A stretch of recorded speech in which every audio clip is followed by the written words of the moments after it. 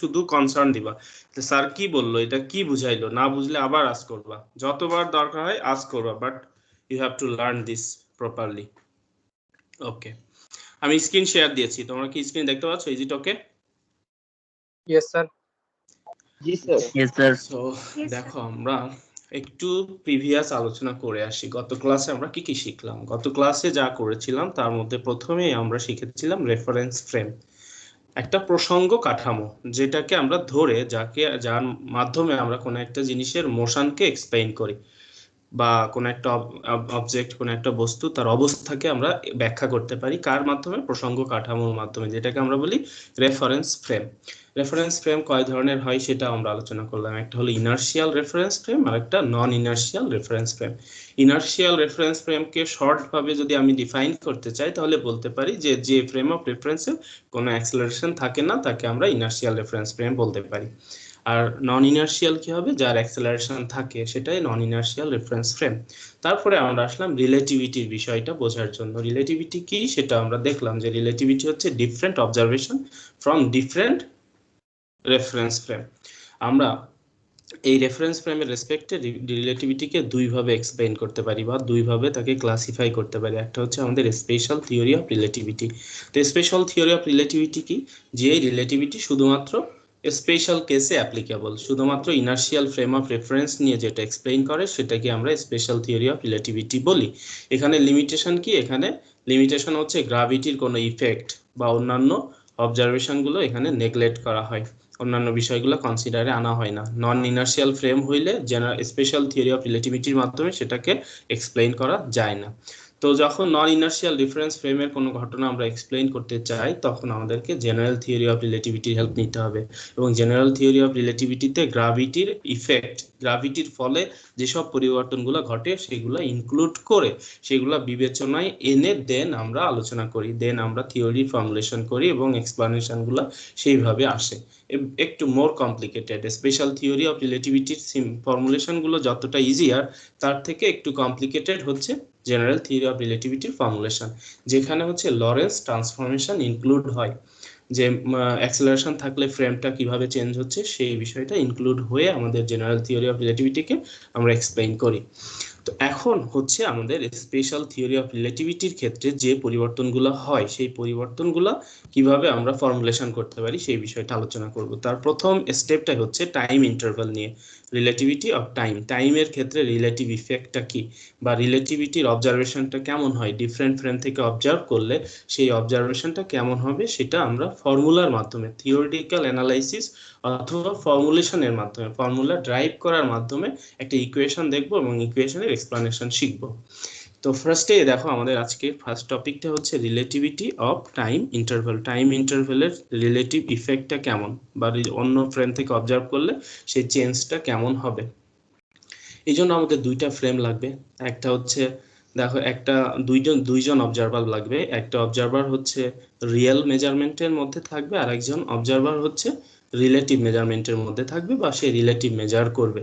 যেমন ট্রেনে যদি তোমরা বসে থাকো দুইজন ফ্রেন্ড, তোমরা হচ্ছে প্রপার অবজারভার, মানে তোমরা যে ঘটনা দেখবা ট্রেনের মধ্যে সেটা রিয়েল দেখছো, আর বাইরে কেউ দাঁড়ানো থাকলে সে সেই ঘটনাটা রিয়েল দেখছে না, তার কাছে ওই ঘটনাটার উপস্থাপন বা পর্যবেক্ষণ হবে একটু ডিফারেন্ট ওয়েতে। তাহলে সেই বিষয়টা যে পর্যবেক্ষণ করছে বাইরে থেকে, সে হচ্ছে একজন রিলেটিভ অবজারভার, মানে বাইরে থেকে সে যে অবজারভেশন করতেছে সেটা প্রপার না। এখন এই দুইটা অবজারভেশনের মধ্যে কানেকশন কি বা রিলেশন কি, সেটাই মূলত আমরা ডেভেলপ করার চেষ্টা করব। এখন আমি যে ডায়াগ্রাম দিচ্ছি, ডায়াগ্রামটা এখানে দেখো কপি পেস্ট করে নিয়ে আসছি। এই ডায়াগ্রামটা কি তোমরা ক্লিয়ার ভাবে বুঝতে পারছো তো? ভিজিবল, ক্লিয়ার ভিজিবল তো? Is it okay? G sir. So দেখো, এখানে দুইজন অবজারভার, একজনের নাম হচ্ছে এই অবজারভার, এর নাম হচ্ছে মেভিস, যে হচ্ছে সিটে বসে আছে। তার সামনে যে ঘটনা ঘটছে সেই ঘটনাটা প্রপার ঘটনা। তো এই সিটে বসে থাকা অবজারভার রেস্ট ফ্রেমে যদি থাকে, থেমে আছে, এর কোনো মুভমেন্ট নাই। প্রথম ঘটনাটা চিন্তা করো, মেভিস যে সিটে বসা, সেই সিটটা স্টেশনারি। মেভিস কোথায় বসা? একটা স্পেসক্রাফটের ভিতরে বসা। শুরুতে স্পেসক্রাফটের কোনো মুভমেন্ট হচ্ছে না, শুরুতে স্পেসক্রাফট স্টেশনারি, থেমে আছে, তার স্পিড নেই। তো সেই থেমে থাকা ফ্রেমে সে যে টাইম মেজার করবে, তার হাতে যদি কোনো ক্লক থাকে বা স্টপ ওয়াচ থাকে, সেই স্টপ ওয়াচের মাধ্যমে সে যদি টাইম মেজার করে, সেই টাইমটা সে কি টাইম মেজার করবে, প্রপার টাইম নাকি রিলেটিভ টাইম? ডেফিনেটলি এটা হবে প্রপার টাইম। কেন প্রপার টাইম? কারণ সে রেস্ট ফ্রেমে আছে এবং তার সামনেই ঘটনাটা পর্যবেক্ষণ হচ্ছে বা তার সামনেই ঘটনাটা এখানে ঘটছে, সেই ঘটনা সে টাইম মেজার করেছে। এখন কি ঘটনা ঘটছে? ঘটনা হচ্ছে এখানে একটা সোর্স আছে, আলোর উৎস আছে, সোর্স উৎস। এখান থেকে এই যে এটা হচ্ছে মিরর, দর্পণ, মিররে এসে আলো পড়বে, আলো পড়ে আবার আলোটা ব্যাক করবে। সোর্স থেকে আলো বের হয়ে মিররে আলো পড়ে, মিররে আলো পড়লে আমরা কি জানি সবসময়, যে রিফ্লেক্ট করে। যদি পারপেন্ডিকুলার হয়ে পড়ে তাহলে আবার পারপেন্ডিকুলারলি সে ব্যাক করে। আমরা অপটিক্সে সেটা শিখেছি, এই জিনিসটা আমরা জানি যে একটা প্লেন মিরর, সমতল দর্পণ, সেটা আলোর প্রতিফলন ঘটায়। যদি কোনো অ্যাঙ্গেল না থাকে, মানে 0 ডিগ্রিতে যদি যে পড়ে তাহলে আবার সে 0 ডিগ্রিতে এসে ব্যাক করবে। তো এখানেও সেই ঘটনাটা অবজার্ভ করতেছে মেভিস, যে রেস্ট ফ্রেমে আছে। তাহলে প্রথমে আমরা তার মেজারিং টাইমটা থিওরিটিক্যাল ওয়েতে বের করার চেষ্টা করি। কিভাবে? আমরা জানি যে স্পিডের সাথে, যেহেতু আলো, লাইটের স্পিড হচ্ছে কনস্ট্যান্ট, এবং সেটাকে আমরা কিসের মাধ্যমে ডিফাইন করতে পারি? সেটা হচ্ছে লাইটের স্পিড হচ্ছে সি, আলোর বেগকে আমরা কি দ্বারা ডিনোট করি? সি এর মাধ্যমে। তাহলে দেখো, বেগ ইজ ইকুয়ালস টু যে কোনো একটা ভেলোসিটিকে আমরা কিভাবে লিখতে পারি? ভেলোসিটিকে বলতে পারি যে travelling distance divided by time. যেমন আমরা তোমরা এসএসসি তে শিখেছো যে ভি ইজ ইকুয়ালস টু, কি শিখেছো? V is equals to D divided by T, travelling distance divided by সময়। সেটার মাধ্যমে আমরা কি বের করতে পারি? স্পিড বের করতে পারি বা ভেলোসিটি বের করতে পারি। এটা হচ্ছে ভেলোসিটি মেজার করার ইকুয়েশন। সো একইভাবে এখানে যেহেতু লাইট, আর লাইটের স্পিডটা আমাদের জানা একটা কনস্ট্যান্ট ফ্যাক্ট, সেই লাইটের স্পিডটাকে আমরা সি এর মাধ্যমে ডিনোট করলাম। C is the light speed. তো লাইট স্পিডকে একইভাবে আমরা ট্রাভেলিং ডিস্টেন্স ডিভাইডেড বাই টাইমের মাধ্যমে লিখতে পারি। তো সেই জন্য আমাদেরকে ফার্স্টে আইডেন্টিফাই করতে হবে যে লাইট কতটুকু ডিস্টেন্স ট্রাভেল করেছে। তো আলো কতটুকু ডিস্টেন্স ট্রাভেল করবে? সোর্স থেকে মিরর পর্যন্ত ডিস্টেন্স অ্যারোর মাধ্যমে দেখানো হয়েছে, এই ডিস্টেন্সটা ডি। তাহলে তোমরা কেউ একজন বলো তো, লাইট কতটা ডিস্টেন্স ট্রাভেল করেছে? যদি আমি ধরি যে সোর্স থেকে আলো মিররে যে আবার সোর্সে ব্যাক করতে টাইম লেগেছে ডেল টি নট, এখানে রিকোয়ারমেন্ট টাইম হচ্ছে ডেল টি নট, ডেল টি নট। এই ডেল টি নট হচ্ছে আমাদের রিকোয়ার্ড টাইম। কোন জায়গা থেকে কত পর্যন্ত আসতে রিকোয়ার্ড টাইম? সোর্স থেকে আলোটা বের হবে, আমি আবার ড্র করি তোমাদের সুবিধার্থে। এই দেখো, সোর্স থেকে আলোটা বের হলে মিরর পর্যন্ত পৌঁছালো, মিররে পৌঁছানোর পরে কি করবে? আবার সে আগের সোর্সে ব্যাক করলো। তাহলে সোর্স থেকে মিরর পর্যন্ত ডিস্টেন্স যদি ডি হয়, সোর্স থেকে মিরর পর্যন্ত ডিস্টেন্স যদি ডি হয়, ডেল টি সময়ে এই লাইট কতটা ডিস্টেন্স ট্রাভেল করেছে?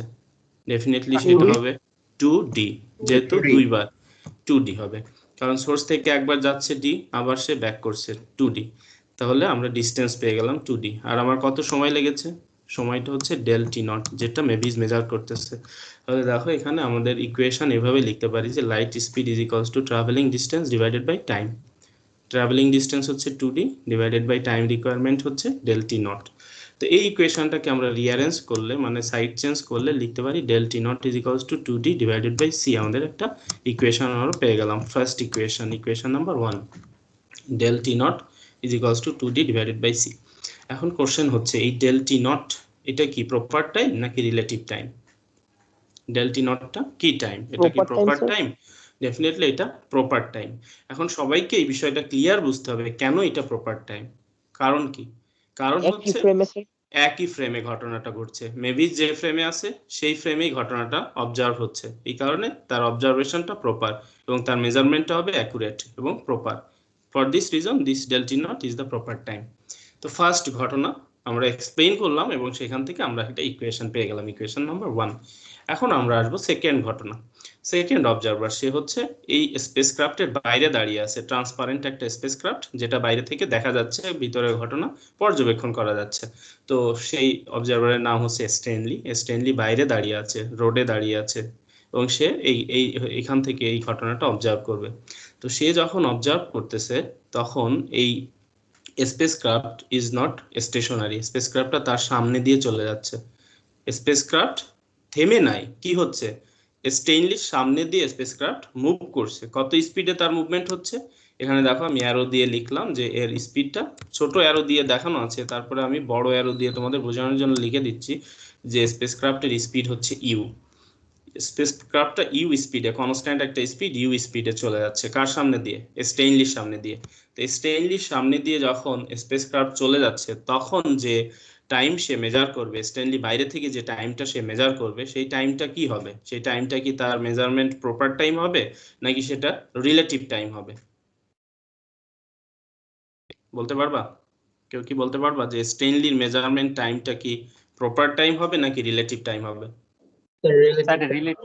রিলেটিভ টাইম হবে। এখন তোমাদের সবাইকে কিন্তু এই বিষয়টা ক্লিয়ার বুঝতে হবে যে ওয়াই ইট ইজ রিলেটিভ। দেখো কেন এটা রিলেটিভ, কারণ স্টেনলি রোডে দাঁড়িয়ে আছে, রাস্তায় দাঁড়িয়ে আছে, আর স্পেসক্রাফটটা তার সামনে দিয়ে উড়ে চলে যাচ্ছে বা সামনে দিয়ে ট্রাভেল করে চলে যাচ্ছে। তো সে স্টেশনারি, স্পেসক্রাফট তার সামনে দিয়ে মুভ করতেছে। তো স্পেসক্রাফটের ঘটনাটা তার জন্য রিলেটিভ, যেহেতু অন্য ফ্রেমে ঘটতেছে আর সে আর একটা স্টেশনারি ফ্রেমে দাঁড়িয়ে আছে। এই কারণে এই যে যে ভিতরের ঘটনা, এই ঘটনাটা স্টেইনলির জন্য রিলেটিভ, এবং সে যে টাইমটা মেজার করবে ডেফিনেটলি এই টাইমটা হবে রিলেটিভ টাইম। তাহলে এখন আমরা বিষয়টা একটু পর্যবেক্ষণ করি, মানে ভিতরে ঢুকে দেখি যে আসলে কি ঘটনা ঘটছে।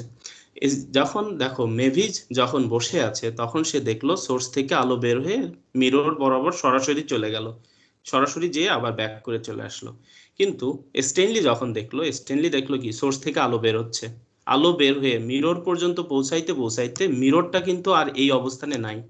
দেখো মিরর তো এখানে থাকার কথা ছিল, এই যে আমি এভাবে যদি দেখাই তাহলে তো মিরর কোথায় থাকার কথা ছিল, এই বরাবর চলে আসার কথা ছিল লাইটটা। কিন্তু যেহেতু স্পেসক্রাফট ইউ স্পিডে মুভ করতেছে, তো সে কিছু সময়ের মধ্যে ওই পর্যন্ত লাইট পৌঁছাইতে পৌঁছাইতে, যদিও সময় খুবই কম, তারপরেও সে কিছুটা ডিস্টেন্স ট্রাভেল করে সরে যাচ্ছে। কে সরে যাচ্ছে? মিরর। কেন সরে যাচ্ছে? যেহেতু মিররটা স্পেসক্রাফটের সাথে ফিক্সড করা, স্পেসক্রাফটের সাথে সেট করে দেওয়া, এই কারণে মিররটা তার পজিশন চেঞ্জ করছে কন্টিনিউয়াসলি, সময়ের সাথে সাথে তার পজিশনটা চেঞ্জ হয়ে যাচ্ছে। তো স্টেনলি যখন দেখলো যে আলো বের হচ্ছে, বের হয়ে রিফ্লেক্ট করতে করতে আলোটা স্ট্রেইট বরাবর রিফ্লেকশন হচ্ছে না, কি হচ্ছে, একটা অ্যাঙ্গেলে যে, এই যে এখানে একটা অ্যাঙ্গেলে যে তার রিফ্লেক্ট হয়ে আবার একটা অ্যাঙ্গেলে আগের অবস্থায় সোর্সের অবস্থায় চলে আসছে। তার মানে দেখো দুইজনের অবজারভেশনের ডিফারেন্সটা কোথায়। মেভিস দেখছে যে আলোটা সোজাসুজি চলে যাচ্ছে, সোজাসুজি যে মিররে রিফ্লেক্ট করে আবার সোর্সে এসে ব্যাক করছে, বাট স্টেনলি তা দেখছে না। স্টেনলি দেখছে কি, যে এখানে আলোটা বের হয়ে কিছু বাঁকা হয়ে মিররে রিফ্লেক্ট করে আবার বাঁকা হয়ে সোর্সে ফিরে আসছে। তো এই ঘটনাটা আলোর জন্য। এখন দেখো একটা ট্রেনের মধ্যে ঘটনা যদি আমরা চিন্তা করি, অথবা বাসের মধ্যে যদি একটা ঘটনা চিন্তা করি, মনে করো এই একটা বাস চলছে, বাসের সাইডে কেউ একজন বসে আছে, গ্লাসের ধারে, গ্লাসের কাছে সে বসে আছে। এখন দেখো এই গ্লাস থেকে বাস, এ যদি কোনো একটা বল নিচে ছুড়ে দেয় উপরে, এই যে যে বসে আছে বাসের মধ্যে, সে দেখবে যে বলটা সোজাসুজি নিচে পড়ে গেছে। তার কাছে কিন্তু মনে হবে না যে এটা বাঁকায় গেছে। কি মনে হবে? সোজাসুজি নিচে, না সরি, সোজাসুজি না, আমি ভুল বলছি। দুইজন অবজারভার রাখি তাহলে ক্লিয়ার হবে বিষয়টা। দেখো এখানে বাসে যে থাকবে সেই তো বাঁকা দেখবে। হ্যাঁ হ্যাঁ, সেটাই বলতে যাচ্ছিলাম, বাট দুইজন অবজারভার রাখি সেটা বলি। তো দেখো এই যে নিচের যে অবজারভার এখান থেকে যদি একটা বল ছেড়ে দেয়, নিচের অবজারভার কি দেখবে? দেখবে যে বলটা সোজাসুজি পড়ে গেল। বাট বাসের মধ্যে যে আছে সে কি দেখবে? দেখবে যে বলটা এখানে পড়েছে। তাহলে দেখো একই ঘটনা কি দুইভাবে অবজার্ভ হলো না? বাসের মধ্যে সে মোশনে আছে, মুভমেন্টে আছে, এই কারণে তার কাছে মনে হলো বলটা পড়বে এইভাবে বেঁকে একটা অ্যাঙ্গেলে পড়েছে। বাট বাইরে যে দাঁড়ানো ছিল সে দেখলো যে বলটা সোজাসুজি পড়ে গেছে। এই ঘটনাটা কি তোমরা বুঝতে পেরেছো?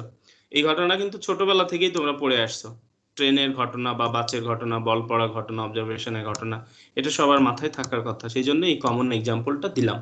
তো একইভাবে যখন লাইটকে এই বাইরে থেকে অবজার্ভ করা হচ্ছে, বাইরের অবজারভার দেখতেছে যে আলোটা বেঁকে গেল, বাট ভিতরের অবজারভারের কাছে, সে যেহেতু ওই ফ্রেমেই বসে আছে, তার কাছে কিন্তু এই বাঁকা কোনো অবজারভেশন হবে না। সে দেখবে যে আলো সোজাসুজি গেল আর আবার রিফ্লেক্ট করে সোজাসুজি ফিরে আসলো। ক্লিয়ার হচ্ছে বিষয়টা? রিলেটিভ অবজারভেশনটা সবাই বুঝতে পেরেছো কিনা দেখো, এটা সবচেয়ে গুরুত্বপূর্ণ। রিলেটিভ অবজারভেশনটা বুঝতে পারাটা গুরুত্বপূর্ণ। এখন আসবো আমরা জিওমেট্রিক্যাল অ্যানালাইসিসে। আমরা আগে রিলেটিভ ঘটনাটা বুঝে নিলাম যে কি হলো এখান থেকে, যে মিররটাকে কিছু দূরে যে এইভাবে সে অবজার্ভ করলো, এই জন্য যেহেতু সেটা প্রপার না, দেখো এখানে এখানে যেমন বাসের ঘটনা বললাম, বাসের ঘটনাটা কার কাছে প্রপার আর কার কাছে রিলেটিভ বলো তো? বাসের ঘটনাটা কার কাছে রিয়েল আর কার কাছে প্রপার? মানে বাসের মধ্যে সাপোজ এটা পার্সন 1 পার্সন 2, বলো তো কোন পার্সনটা প্রপার ঘটনা অবজার্ভ করেছে আর কোন পার্সন রিলেটিভ ঘটনা অবজার্ভ করেছে? নাম্বার 2 রিলেটিভ রিলেটিভ করছে স্যার পার্সন 2, পার্সন 2 কি করেছে? রিলেটিভ ঘটনা। না, এখানে কিন্তু সেটা না। পার্সন 2 রিলেটিভ না, পার্সন 1 রিলেটিভ। কারণ কি?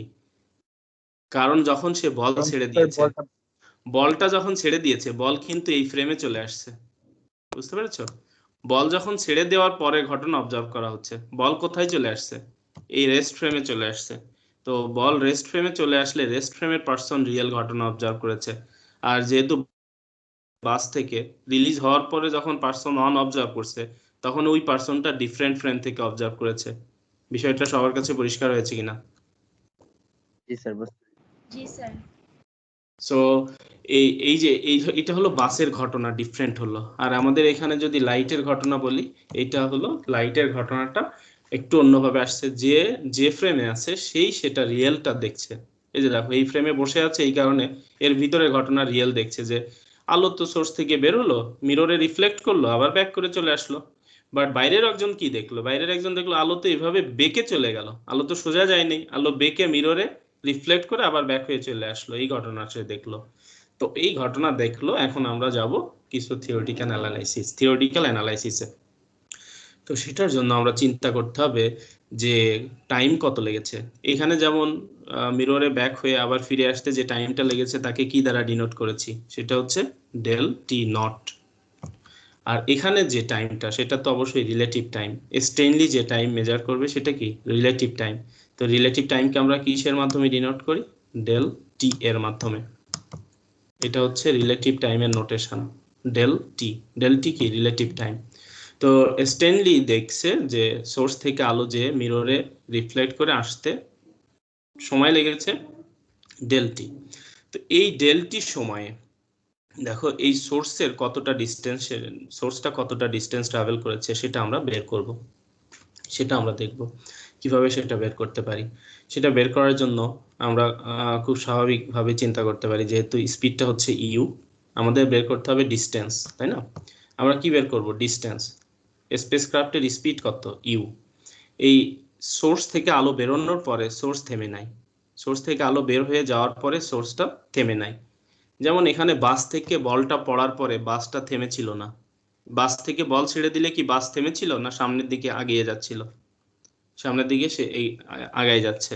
এখন বলটা মাটিতে পড়তে পড়তে কিন্তু এই পার্সনটা সামনে চলে গেছে। এই পার্সন কোথায় চলে আসছে? সামনে চলে আসছে। এই কারণেই দেখছে সে বাঁকা বল পড়লো। এই যে বাসের মধ্যে যে বসে আছে সে বলটা ছেড়ে দিয়েছে, ছেড়ে দিয়ে বলটা মাটিতে পড়তে পড়তে বাসের এই পার্সন, যেহেতু বাস সামনের দিকে আগায় যাচ্ছে, এই পার্সনটাও সামনে আগায় চলে আসছে। এই কারণে সে কি দেখলো? বাঁকা দেখলো। তো যত সময়ে মাটিতে পড়েছে তত সময়ে বাস কিছুটা ডিস্টেন্স ট্রাভেল করেছে। তো একইভাবে সোর্স থেকে আলো বের হয়ে মিররে রিফ্লেক্ট করে আবার সোর্স পর্যন্ত ফিরে আসতে এই সোর্সটা কিছুটা ডিস্টেন্স ট্রাভেল করে চলে গিয়েছে। যেখান থেকে সোর্স লাইট ইমিট করেছে সেই অবস্থান বা সেই সোর্স তার নিজের পজিশন চেঞ্জ করে ফেলেছে, যত সময়ে আবার ব্যাক করেছে সেই সময়ের মধ্যে ডিস্টেন্স ট্রাভেল করেছে। তো সেটা আমরা বের করতে পারি কিভাবে? যেহেতু স্পেসক্রাফটের স্পিড হচ্ছে ইউ, তো আমরা সেটাকে লিখতে পারি যে u is equals to speed is equals to travelling distance divided by কি হবে? Travelling distance divided by time. মনে করলাম যে আমাদের এক্স ডিস্টেন্স ট্রাভেল করেছে, তাহলে এক্স ডিস্টেন্স আর টাইম কত লেগেছে? Del t. তাহলে দেখো এক্স ডিস্টেন্সটাকে কি লিখতে পারি? যে x is equals to u into del t, u into delta t. তাহলে সেই এক্সটাই আলটিমেটলি এখান থেকে এতটুকু পর্যন্ত ডিস্টেন্স। যে ডেলটি সময়ে স্পেসক্রাফট কতটা ডিস্টেন্স ট্রাভেল করেছে সেটাকে আমরা এভাবে বলতে পারি যে ডেলটি সময়ে সোর্স কতটা ডিস্টেন্স ট্রাভেল করেছে।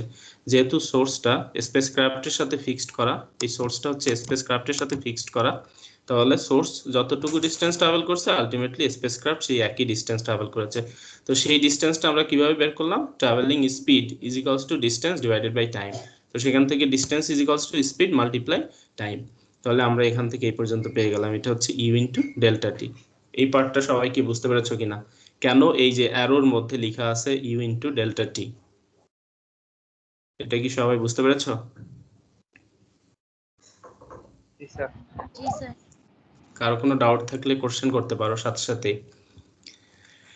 তো এইটা হলো আমাদের এই ডিস্টেন্সটা পেলাম। এখন দেখো এখানে যে লেন্থ, ট্রাভেলিং লেন্থ সেটা কত, সোর্স থেকে আলো বের হয়ে মিরর পর্যন্ত আড়াআড়ি একটু অ্যাঙ্গেলে, যেটা অবজার্ভ করেছে স্ট্যানলি অবজার্ভ করলো যে অ্যাঙ্গেলে চলে গিয়েছে, অ্যাঙ্গেলে।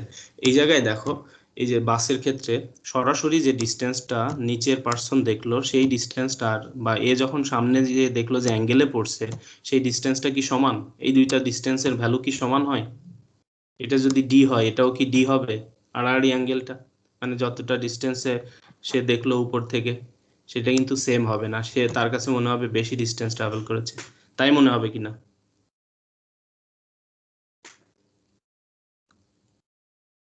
তোমরা কি এই পার্টটা বুঝতে পেরেছো যে বাসের মধ্য থেকে যে বিষয়টা বলছি, যে স্ট্রেইট ফরওয়ার্ড যে ডিস্টেন্সটা হবে আর অ্যাঙ্গেলে গেলে সেই ডিস্টেন্সটা, এই দুইটা ডিস্টেন্স যে ডিফারেন্ট, এটা কি বুঝতে পেরেছো? জি স্যার। তো একইভাবে এখানে যখন পারপেন্ডিকুলার আমরা কনসিডার করেছি যে লাইটটা সোর্স থেকে সোজাসুজি যে মিররে রিফ্লেক্ট করে আবার ব্যাক করেছে সেই ডিস্টেন্সটা ডি হলে এখানে অ্যাঙ্গেলে যে ডিস্টেন্স সেই ডিস্টেন্সটা কি ডি হবে? নো, সেই ডিস্টেন্সটা ডেফিনেটলি একটা ডিফারেন্ট ডিস্টেন্স হবে। আর ডিফারেন্ট ডিস্টেন্স হওয়ার কারণে এটাকে আমরা এল এর মাধ্যমে ডিনোট করেছি, এটা হচ্ছে এল। তো এখান থেকে মিরর পর্যন্ত ডিস্টেন্স, আড়াআড়ি ডিস্টেন্স বা অ্যাঙ্গেলের ডিস্টেন্সটা যদি হয় এল, তো আবার অ্যাঙ্গেলে ব্যাক হওয়ার সময় ডিস্টেন্সটা সেম থাকবে এবং সেটাও এল। তো এই দুইটা ডিস্টেন্সকে আমরা এল এর মাধ্যমে ডিনোট করেছি। এখন এই পার্টটুকু আমি আলাদাভাবে নিয়ে আসছি। দেখো এই যে এখানে দেখো একটা ট্রায়াঙ্গেল তৈরি হয়েছে, কি এখানে একটা ট্রায়াঙ্গেল তৈরি হয়েছে, ট্রায়াঙ্গেলের মধ্যে আমরা এল কে ডি এর মাধ্যমে লিখতে পারি। দেখো এই জায়গায় আমি একটা পারপেন্ডিকুলার লাইন নিলাম, তো পারপেন্ডিকুলার যে ডিস্টেন্স সোর্স থেকে মিররের মধ্যে যে পারপেন্ডিকুলার ডিস্টেন্স সেটা আমরা দেখেছি, সেটা কত? সোর্স থেকে মিরর পর্যন্ত পারপেন্ডিকুলার ডিস্টেন্সটা হচ্ছে d, from source to mirror, straight forward distance or perpendicular distance, this distance is d. তো এটা যদি ডি হয়, আমি যে মাঝে এই ত্রিভুজটার মাঝখানে যে লাইনটা ড্র করেছি, বলো তো এই ডিস্টেন্সটা কত হবে? এতটুকু ডি হলে এই ডিস্টেন্সটা কত হবে বলতে পারবা? সাপোজ নাম দাও পি কিউ, বলো পি কিউ কত হবে?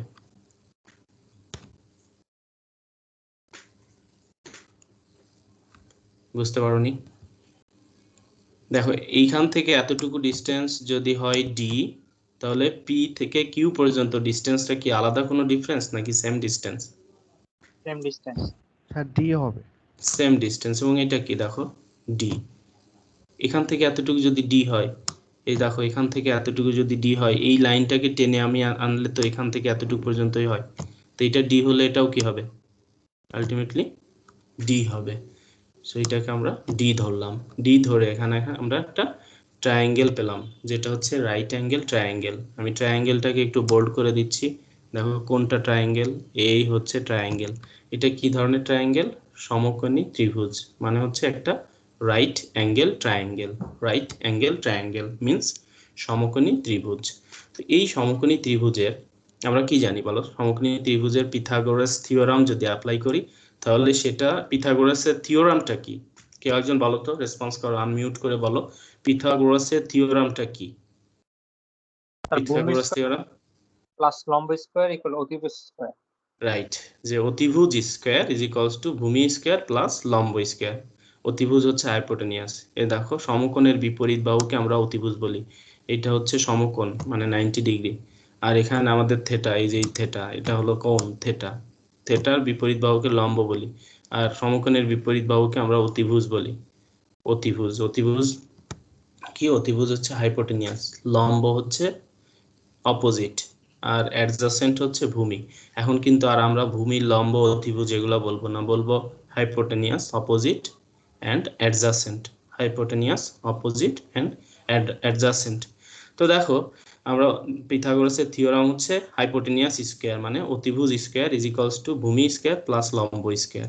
তো সেখান থেকে আমরা কি পাই যে এল স্কোয়ার, এখানে যদি ইকুয়েশনটা লিখি, ইকুয়েশনটা কি হবে দেখো, এল স্কোয়ার ইজ ইকুয়ালস টু, তোমরা বলো তো কি হবে?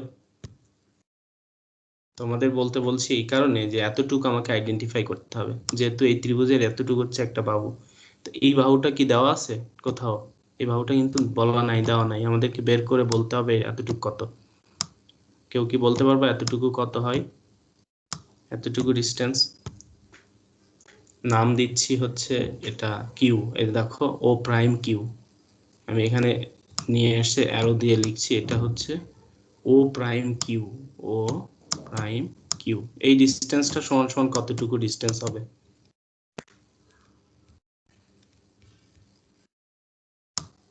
O prime Q is equals to how much distance? বলতে পারবা? বলতে পারবা না। দেখো, তো প্রাইম কিউ কে বোঝার আগে আমরা এখানে লিখি সেটা হচ্ছে O prime. del u by দেখো আচ্ছা, এই যে দেখো ও প্রাইম, ও প্রাইম, এই যে ও প্রাইম থেকে অথবা ও থেকে ও প্রাইম, এটা যদি ও ধরি এটা ও প্রাইম, দুইটা O prime, O prime O prime is equals to হচ্ছে ইউ ডেল টি। একটু আগে আমরা সেটা বুঝলাম যে সোর্সটা টি ডেল টি সময়ে কতটা ডিস্টেন্স ট্রাভেল করবে, সেটা হচ্ছে ইউ ডেল টি। তো O prime is equals to u del t. তাহলে O prime Q, O prime Q is equals to কি?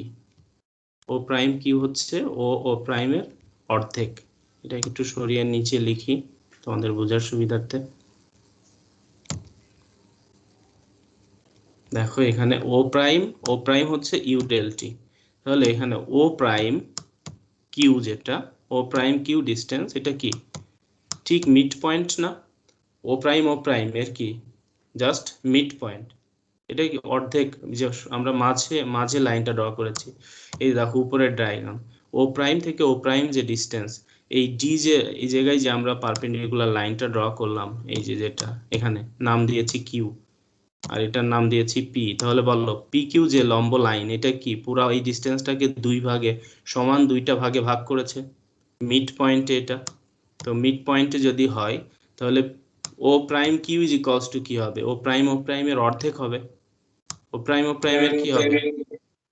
অর্ধেক, that means u del t by 2 u del t divided by 2, এটা হবে O prime Q এর value. সবাই বিষয়টা কি বুঝতে পেরেছো কিনা বলো? এই বিষয়টা সবার কাছে ক্লিয়ার হয়েছে কিনা? yes sir. আচ্ছা, তাহলে এখন আমরা পিথাগোরাসের থিওরামটা অ্যাপ্লাই করি। পিথাগোরাসের থিওরাম যদি অ্যাপ্লাই করি তাহলে দেখো একটা বাহু হচ্ছে এল, এই যে অতিভুজটা হচ্ছে এল, তাহলে কি হবে? এল স্কোয়ার, অতিভুজ হচ্ছে এল, তাহলে এর হলো এল স্কোয়ার ইজ ইকুয়ালস টু, এখন তোমরা বলো কি কি হবে? বাকি দুইটা বাহু কি কি হবে? বাকি দুইটা বাহুর স্কোয়ারের যোগফলের সমান d কি কি হবে? square sir d square plus u del t by 2 whole square u del t divided by 2 তার হোল স্কোয়ার। তাহলে এই হচ্ছে আমরা পিথাগোরাসের থিওরামটা অ্যাপ্লাই করলাম। এই পিথাগোরাসের থিওরাম অ্যাপ্লাই করে এখন যদি আমি রুট করে দেই, মানে হচ্ছে এল নেই, এল ইজ ইকুয়ালস টু, দেখো তাহলে এল ইজ ইকুয়ালস টু লিখতে পারবো, রাইট সাইডটা রুট হয়ে যাচ্ছে, রুটের মধ্যে থাকবে d square plus u del t divided by 2 তার হোল স্কোয়ার। এই আমি ইকুয়েশন 2 পেয়ে গেলাম, 2 নাম্বার ইকুয়েশন পেয়ে গেলাম। রিলেটিভ অবজারভেশন থেকে আমি 2 নাম্বার ইকুয়েশন পেলাম। ওকে, তো এই 2 নাম্বার ইকুয়েশনে এখন আমরা 2 নাম্বার ইকুয়েশনটাকে ইউজ করব কোথায়? এই রিলেটিভ অবজারভেশনের টাইম ডেল টি কি হবে? ডেল টি যেভাবে আমরা ডেল টি নট পেয়েছিলাম, এই যে c is equals to 2d divided by del T naught, total travelling distance divided by time, এটা ছিল প্রপার টাইম। এখন ফর দ্য রিলেটিভ টাইমের জন্য আমাদের রিলেটিভ টাইমের ক্ষেত্রে আমরা কিভাবে বের করতে পারি? টোটাল ট্রাভেলিং ডিস্টেন্স হচ্ছে ও প্রাইম থেকে পি পর্যন্ত হচ্ছে এল, আবার পি থেকে ও প্রাইম পর্যন্ত হচ্ছে এল, তাহলে টোটাল ট্রাভেলিং ডিস্টেন্স হচ্ছে l plus l, 2l। Total travelling distance l plus l, 2l। তাহলে এখানে del t is equals to 2l divided by c. আগে ছিল স্ট্রেট ফরওয়ার্ড ডিস্টেন্স ডি। তো দেখো দুই ক্ষেত্রে কিন্তু আমরা ডিস্টেন্সকে দুইটা সিম্বলের মাধ্যমে দেখিয়েছি। যখন প্রপার টাইম তখন আমরা ডিস্টেন্সকে ডি এর মাধ্যমে দেখিয়েছি, আর যখন রিলেটিভ টাইম তখন ট্রাভেলিং ডিস্টেন্সটা যেহেতু ডিফারেন্ট এটাকে আমরা এল এর মাধ্যমে লিখেছি। তো রিলেটিভ ফ্যাক্টের ক্ষেত্রে টোটাল ট্রাভেলিং ডিস্টেন্স হচ্ছে এল প্লাস এল, এবং সেই ক্ষেত্রে আমরা যদি টাইম নেই রিলেটিভ টাইম, সেই রিলেটিভ টাইমটা হচ্ছে ডেল টি। এখানে দেখো লিখেছি del t is equals to 2L divided by c, is equals to 2 divided by c রেখে আমরা যে 2 নাম্বার ইকুয়েশনে এল ইজ ইকুয়ালস টু বের করেছি সেই এল এর টার্মটা এখানে বসিয়ে দিয়েছি।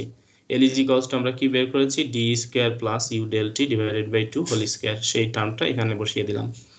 বসিয়ে দেওয়ার পরে এখন আমরা ডি কে লিখবো। ডি কি লেখা যায়, ডি কোথায় আছে, ডি আছে আমাদের 1 নাম্বার ইকুয়েশনে। এই যে দেখো এখানে আমাদের 1 নাম্বার ইকুয়েশনে ডি, এই 1 নাম্বার ইকুয়েশন থেকে আমরা যদি লিখি, আমি বাঁ পাশে একটা দাগ দিয়ে এখানে ডি ফাইন্ড আউট করব। ডিটা কি, ডিটাকে আমরা যদি লিখি তাহলে দেখো ডি ইজ ইকুয়ালস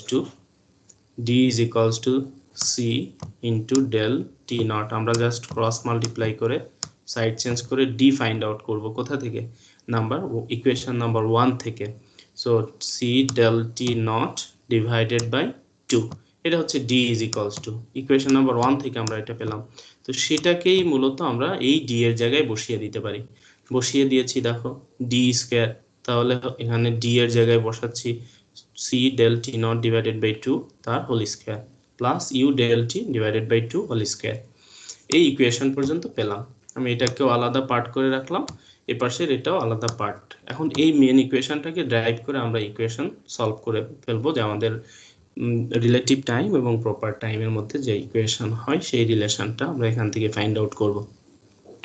তাহলে দেখো এখানে আমরা ডেল টি বা পাশে del t is equals to 2 divided by c রেখে দিলাম, ব্র্যাকেটের ভিতরে মানে হচ্ছে রুটের ভিতরে আমরা কমন নিতে পারি। কি কমন নেওয়া যায় এখান থেকে, আমরা যদি কমন নিতে চাই তাহলে কমন পাবো হচ্ছে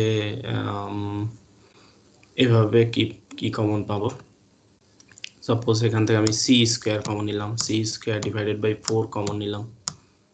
C square divided by 4 common নিলে এখানে কি থাকবে, এটা দেখো হোল স্কয়ার ছিল, সি ডেল টি নট তার হোল স্কয়ার, তাহলে হবে c square del T not square. তাহলে এই জায়গায় আমি পাচ্ছি ডেল টি নট তার হোল স্কয়ার প্লাস এখানে কি থাকবে, এখানে দেখো সি স্কয়ার ছিল না, বাট আমি সি স্কয়ার কমন নিয়েছি, এই জায়গাতে সি স্কয়ার ছিল না, সি স্কয়ার কমন নিয়েছি, তাহলে কি একটা সি স্কয়ার দ্বারা ডিভাইডেড চলে আসবে।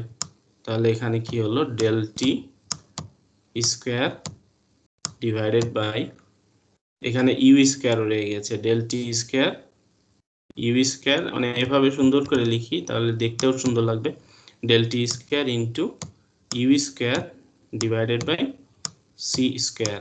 কেন এখানে আমার সি স্কয়ার চলে আসলো, কারণ এখানে সি স্কয়ার নাই, বাট আমি সি স্কয়ার কমন নিয়েছি, এখানে একটা সি স্কয়ার পার্ট কমন নিয়েছি। কমন নেওয়ার কেন আমি নিলাম, কমন নেওয়ার উদ্দেশ্য হচ্ছে এই সি স্কয়ার আর এখানে সি যাতে ক্যান্সেল হয়ে যায়, ইকুয়েশনটা যাতে আরো সিম্পলিফাই হয়, সেই উদ্দেশ্যে আমি এটা করেছি। তারপরে আমরা আরো এক লাইন করব, দেখো del t is equals to, এখানে দেখো 2 ডিভাইডেড বাই সি থেকে গেল, আর রুটের ভিতরে হচ্ছে সি স্কয়ার ডিভাইডেড বাই 4। তো এটা যদি রুটের বাইরে চলে আসে কি হবে, কেউ একজন আনমিউট করে বলো। C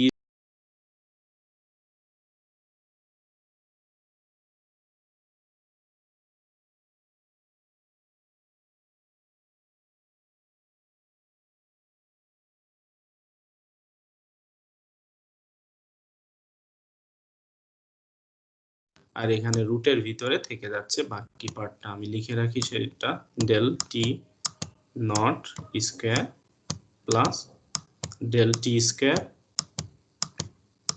into u square divided by c square, এটা থেকে গেল।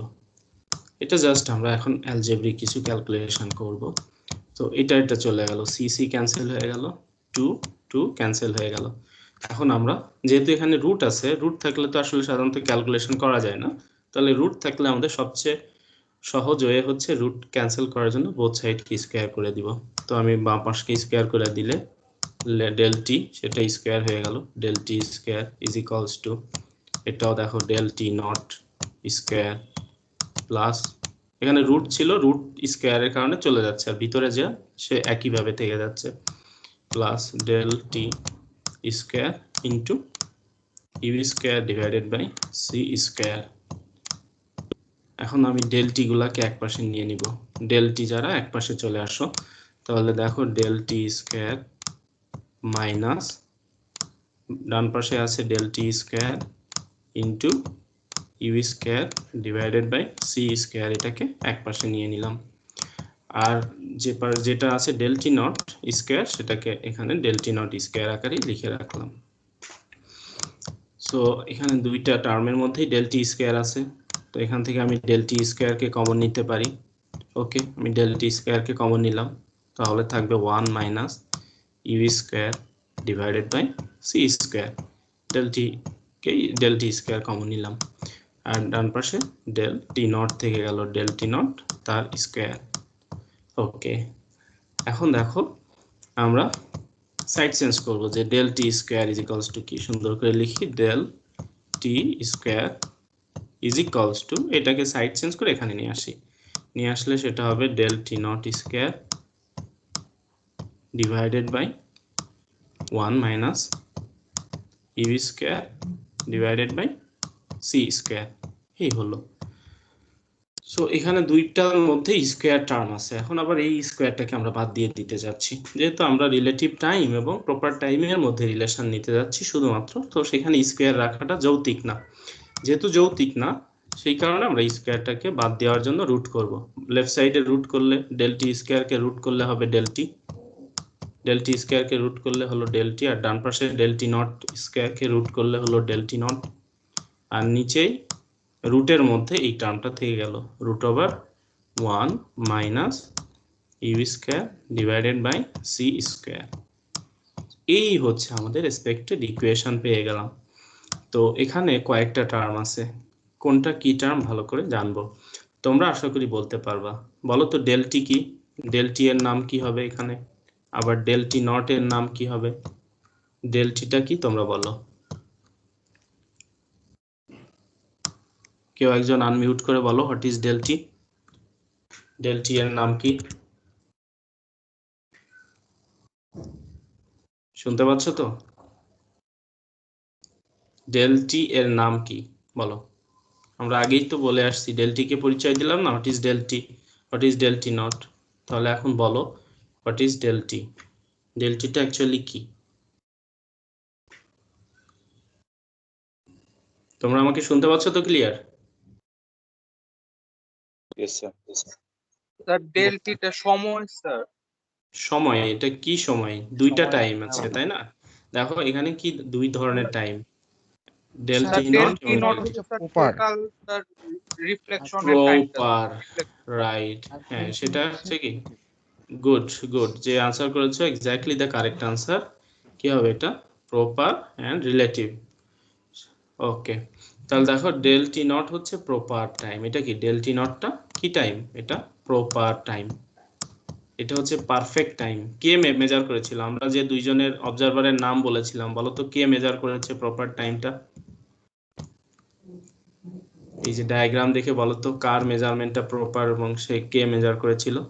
এই যে মেভিজ, যে ফ্রেমে মেভিজ মেজার করেছিল, যে বসেছিল তার সামনে ঘটনা ঘটছিল, সেটা হচ্ছে আমাদের প্রপার টাইম ডেল টি নট। তো এই যে ডেল টি নটটা হচ্ছে সেই প্রপার টাইম, আর ডেল টিটা হচ্ছে রিলেটিভ টাইম। কে মেজার করেছে? এই যে দেখো স্টেইনলি বাইরে থেকে যে মেজার করেছিল, স্টেইনলি মেজার করেছে, বাইরে থেকে সে ভিতরের ঘটনা দেখে মেজার করেছিল। তো এটা হচ্ছে রিলেটিভ টাইম, ডেল টিটা হবে রিলেটিভ টাইম, রিলেটিভ টাইম। তো এদের মধ্যে এই হচ্ছে relation, proper time and relative time. আর এখানে আবার দুইটা টার্ম আছে, ইউ এন্ড সি। ইউটা হচ্ছে motion or speed, car speed? স্পেসক্রাফটের speed, যে অবজেক্ট মুভ করবে বা যে অবজেক্টটা মুভমেন্ট হচ্ছে তার স্পিড। এখানে স্পেস ক্রাফট, সি দিয়ে ক্রাফট লিখলাম, স্পেস ক্রাফট। ইউ হচ্ছে স্পিড। আর সি কে তো আমরা সবাই চিনি, সি এর নাম কি? এটা তো আমরা সবাই জানি, আমাদের খুবই নোন বিষয়। সি হচ্ছে লাইট স্পিড, আলোর বেগ। সি দিয়ে কাকে আমরা ডিনোট করি? লাইটের স্পিডকে। তো সি হচ্ছে লাইট স্পিড। ওকে, এই হচ্ছে চারটা প্যারামিটার। এখন আমরা দেখব যে ডেল টি গ্রেটার হয় নাকি ডেল টি নট গ্রেটার হয়, ডেল টি বড় হয় নাকি ডেল টি নট বড় হয়, এই বিষয়টা আমরা এখন দেখব। তো কিভাবে সেটা আমরা দেখব, আমরা শিখেছিলাম যে লাইটের ভেলোসিটিটা হচ্ছে কনস্ট্যান্ট, এটা কখনো চেঞ্জ হয় না। এবং এই এই এই যে পোস্টুলেট ছিল, সেকেন্ড পোস্টুলেট, এটাকে প্রপারলি এক্সপ্লেইন করার জন্য বা এটা সঠিক থাকতে হলে অবশ্যই লাইটের স্পিড হচ্ছে গ্রেটার, সবচেয়ে বড়, এর থেকে বড় কোনো স্পিডে কোনো অবজেক্ট মুভ করতে পারে না। তো লাইট স্পিড অলওয়েজ গ্রেটার দেন, আমাদের এখান থেকে একটা কন্ডিশন আমরা পাবো। কন্ডিশনগুলো এমসিকিউ এর জন্য, ভাইবার জন্য খুবই গুরুত্বপূর্ণ। ফার্স্ট কন্ডিশন কি, c is always greater than u. তার মানে কোনো বস্তু বা কোনো স্পেসক্রাফট বা কোনো কিছু আলোর বেগ থেকে বড় বেগে মুভ করতে পারে না, বেশি বেগে মুভ করতে পারে না। First 1 number condition, c is greater than u, সব সময়। এটা কি অলওয়েজ, আমি ব্র্যাকেটে কি লিখে রাখছি, অলওয়েজ, সর্বদা, যে কোনো ধরনের কন্ডিশনে সর্বদা এটা true, always true. C always greater than u, সবসময় সি হচ্ছে ইউ থেকে বড়। তো সি কে আমরা চিনবো, সি হচ্ছে কি লাইট স্পিড, আর ইউ হচ্ছে স্পেসক্রাফটের স্পিড। তাহলে কোনো একটা স্পেসক্রাফট কখনো লাইট স্পিডের সমান অথবা লাইট স্পিড থেকে বড় বেগে মুভ করতে পারে না, নেভার, কখনোই সে বড় হতে পারে না। তো সেটা যদি হয় তাহলে আমরা এখন অ্যানালাইসিস করব যে রুটের মধ্যে যে পার্টটা আছে সেটা হচ্ছে 1 minus u square divided by c square. এটা কি হবে, এটা অলওয়েজ লেস দেন 1, এর মানটা সবসময় 1 থেকে ছোট হবে, এর মান কখনোই 1 থেকে বড় হইতে পারে না। কারণ দেখো সি যদি বড় হয় তো সি এর ভ্যালু বড় জিনিসকে ছোট জিনিস দিয়ে ডিভাইডেড করলে সবসময় কি হয়, ফ্র্যাকশন হয়, ভগ্নাংশ হয়। তো u square divided by c square, c যেহেতু সবসময় বড় তো নিচের ভ্যালুটা বড় হবে, হরের ভ্যালু, লব, এই যে লব এবং হর, নিচেরটা হর। তো এই সি স্কোয়ারের ভ্যালুটা যদি বড় হয় তো বড় জিনিসকে ছোট জিনিস দিয়ে ডিভাইডেড করলে সবসময় কি হবে, ভগ্নাংশ হবে। তো ভগ্নাংশ হলে 1-এর থেকে ছোট হয়, আবার 1 থেকে ভগ্নাংশ মাইনাস করলে সেটা কি হবে, 1-এর থেকে ছোট হবে। ভগ্নাংশের ভ্যালু কখনো 1 থেকে বড় হয় না, 1-এর থেকে ছোট, যেমন 0.5 হতে পারে, 0.4 হতে পারে, 0.3 হতে পারে, 0.2 হতে পারে। তো সাপোজ ধরে নাও যে এটা 0.5, তো 1 থেকে 0.5 কে মাইনাস করলাম, তাহলে কি রেজাল্ট আসবে, 0.5, তাকে রুট করলেও কি হবে, সেটাও পয়েন্টে হবে, ফ্র্যাকশন হবে। তো এটা যদি ইউ যদি মানে সি যদি অলওয়েজ গ্রেটার দ্যান ইউ হয় তাহলে এই যে √1 minus u square divided by c square always less than 1। আর এটা যদি লেস দ্যান 1 হয় তাহলে দেখো ডেল টি অফকোর্স মানে সব সময় গ্রেটার দ্যান হচ্ছে ডেল টি নট। কারণ এটা যখন ছোট হবে তখন ছোট জিনিসকে 1 দ্বারা ডিভাইডেড করলে এটা বড় হয়ে যাবে। অ্যাজ ফর এক্সাম্পল তুমি ভাবতে পারো যে এই ভ্যালুটা 0.5 আসছে, তো 1 ডিভাইডেড বাই 0.5 যখন করবা তখন 2 হয়ে যাবে, del t is equals to 2 into del T not. তার মানে দেখো ডেল টি 2 গুণ ডেল টি নটের সমান। তো এই কারণে আমরা এই দুইটা কন্ডিশন অ্যানালাইসিস করে বলতে পারি যে সর্বদা অলওয়েজ কি হবে, রিলেটিভ টাইম বা রিলেটিভিস্টিক টাইম, যেটা প্রপার না, বাইরের ফ্রেম থেকে যেটা মেজার করা হচ্ছে সেটা always greater than the proper time, del t is always greater than the proper time. মানে কি, এখানে আমি লিখবো ওয়ার্ডে রিলেটিভ টাইম, এটা হচ্ছে কন্ডিশন, এমসিকিউ এর জন্য মনে রাখার বিষয়, তোমাদের মনে রাখতে হবে relative time always greater than proper time. Relative time অবশ্যই সবসময় প্রপার টাইম থেকে বড় হবে, relative time is always greater than proper time.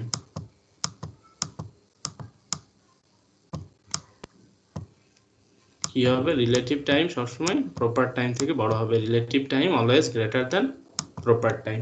তো এই বিষয়টা সবার কাছে ক্লিয়ার হয়েছে কিনা, আমি তোমাদের ভাইভাতে আস্ক করবো explain why relative time is greater than proper time. তখন তোমাকে বলতে হবে যে this is the equation for the relative time and proper time is del t is equals to del t naught divided by √1 minus u square divided by c square. Here light speed always greater than the spacecraft speed, that means c is always greater than u. So √1 minus u square divided by c square must be less than 1. Therefore del t always greater than del t naught. So relative time always greater than the proper time. এই যে যে ঘটনা relative time যে proper time থেকে সবসময় বড় হয় এই ঘটনাকে বলা হয় টাইম ডাইলেশন। এই ঘটনার নাম কি? এই ঘটনার নাম হচ্ছে টাইম ডাইলেশন। টাইম ডাইলেশন, এই ঘটনাটাকেই বলা হয় টাইম ডাইলেশন, টাইম ডাইলেশনের ঘটনা। কার কোনো ডাউট বা কোনো কোশ্চেন থাকলে আস্ক করতে পারো।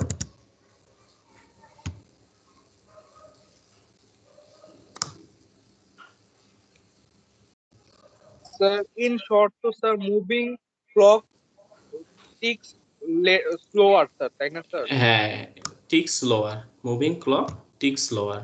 শর্টলি আমরা এটাই বলতে পারি যে কোনো একটা ক্লক যদি মুভমেন্টে থাকে সেটা স্লো মুভ করে, সেটা স্লো মুভ করে। আমি তোমাদেরকে একটা ভিডিও দেখাইলে বিষয়টা আমি পেয়েছিলাম ইউটিউবে, দেখি এখন যদি পাই আবার সেটা তোমাদের দেখাবো। রিলেটিভিটি ভিডিও, ওই বিষয়টা দেখলে ক্লিয়ার বুঝতে পারবা।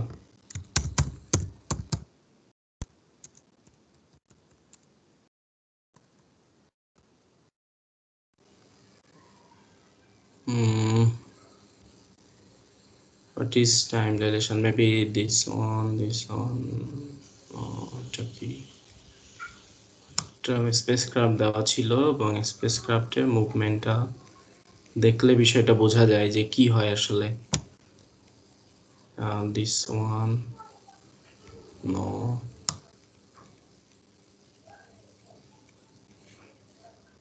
Time slow.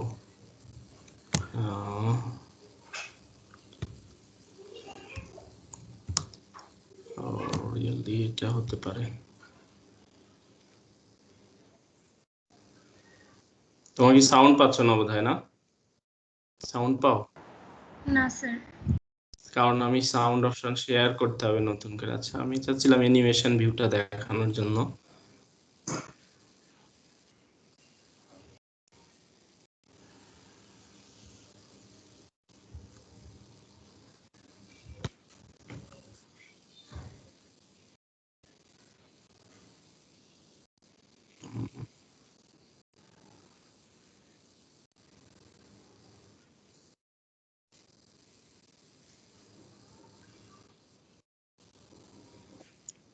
আচ্ছা আচ্ছা, এইখান থেকে জাস্ট এইটা দেখো, এখান থেকে ফুল স্ক্রিন করে দেই, দেখো।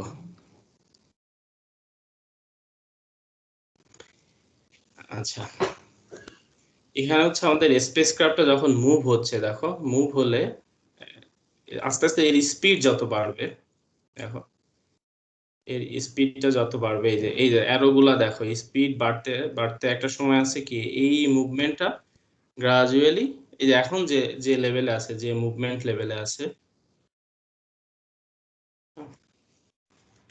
এটা দিয়ে আসলে শুধু এক্সপ্লানেশনের সাথে জাস্ট বলাচ্ছি। আমি আর একটু দেখি অন্য ভালো একটা, আমি যেটা পেয়েছিলাম আসলে ডাউনলোড করে রাখলে বেটার হতো।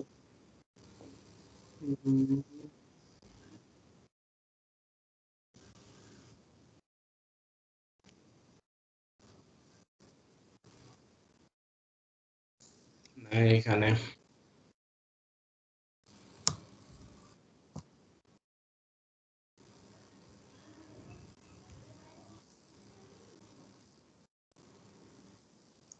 আচ্ছা আচ্ছা, দিস ওয়ান। ওকে, আমি তোমাদের এটা আবার শেয়ার করব, সাউন্ড সহজ শেয়ার করি। আমি এখন শেয়ার অপশনটা অফ করে দিই, এগেইন শেয়ার করি with audio sound. Okay,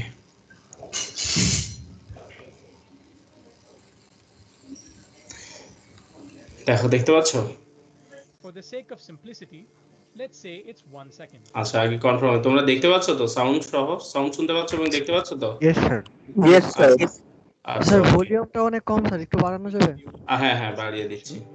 The light bounces between the mirrors, covering distance d in 1 second, which gives us the speed of light s. Now remember, speed is distance per unit time.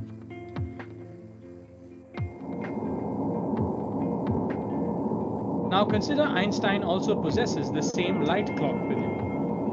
Only this time, he's traveling in a spaceship along with the clock.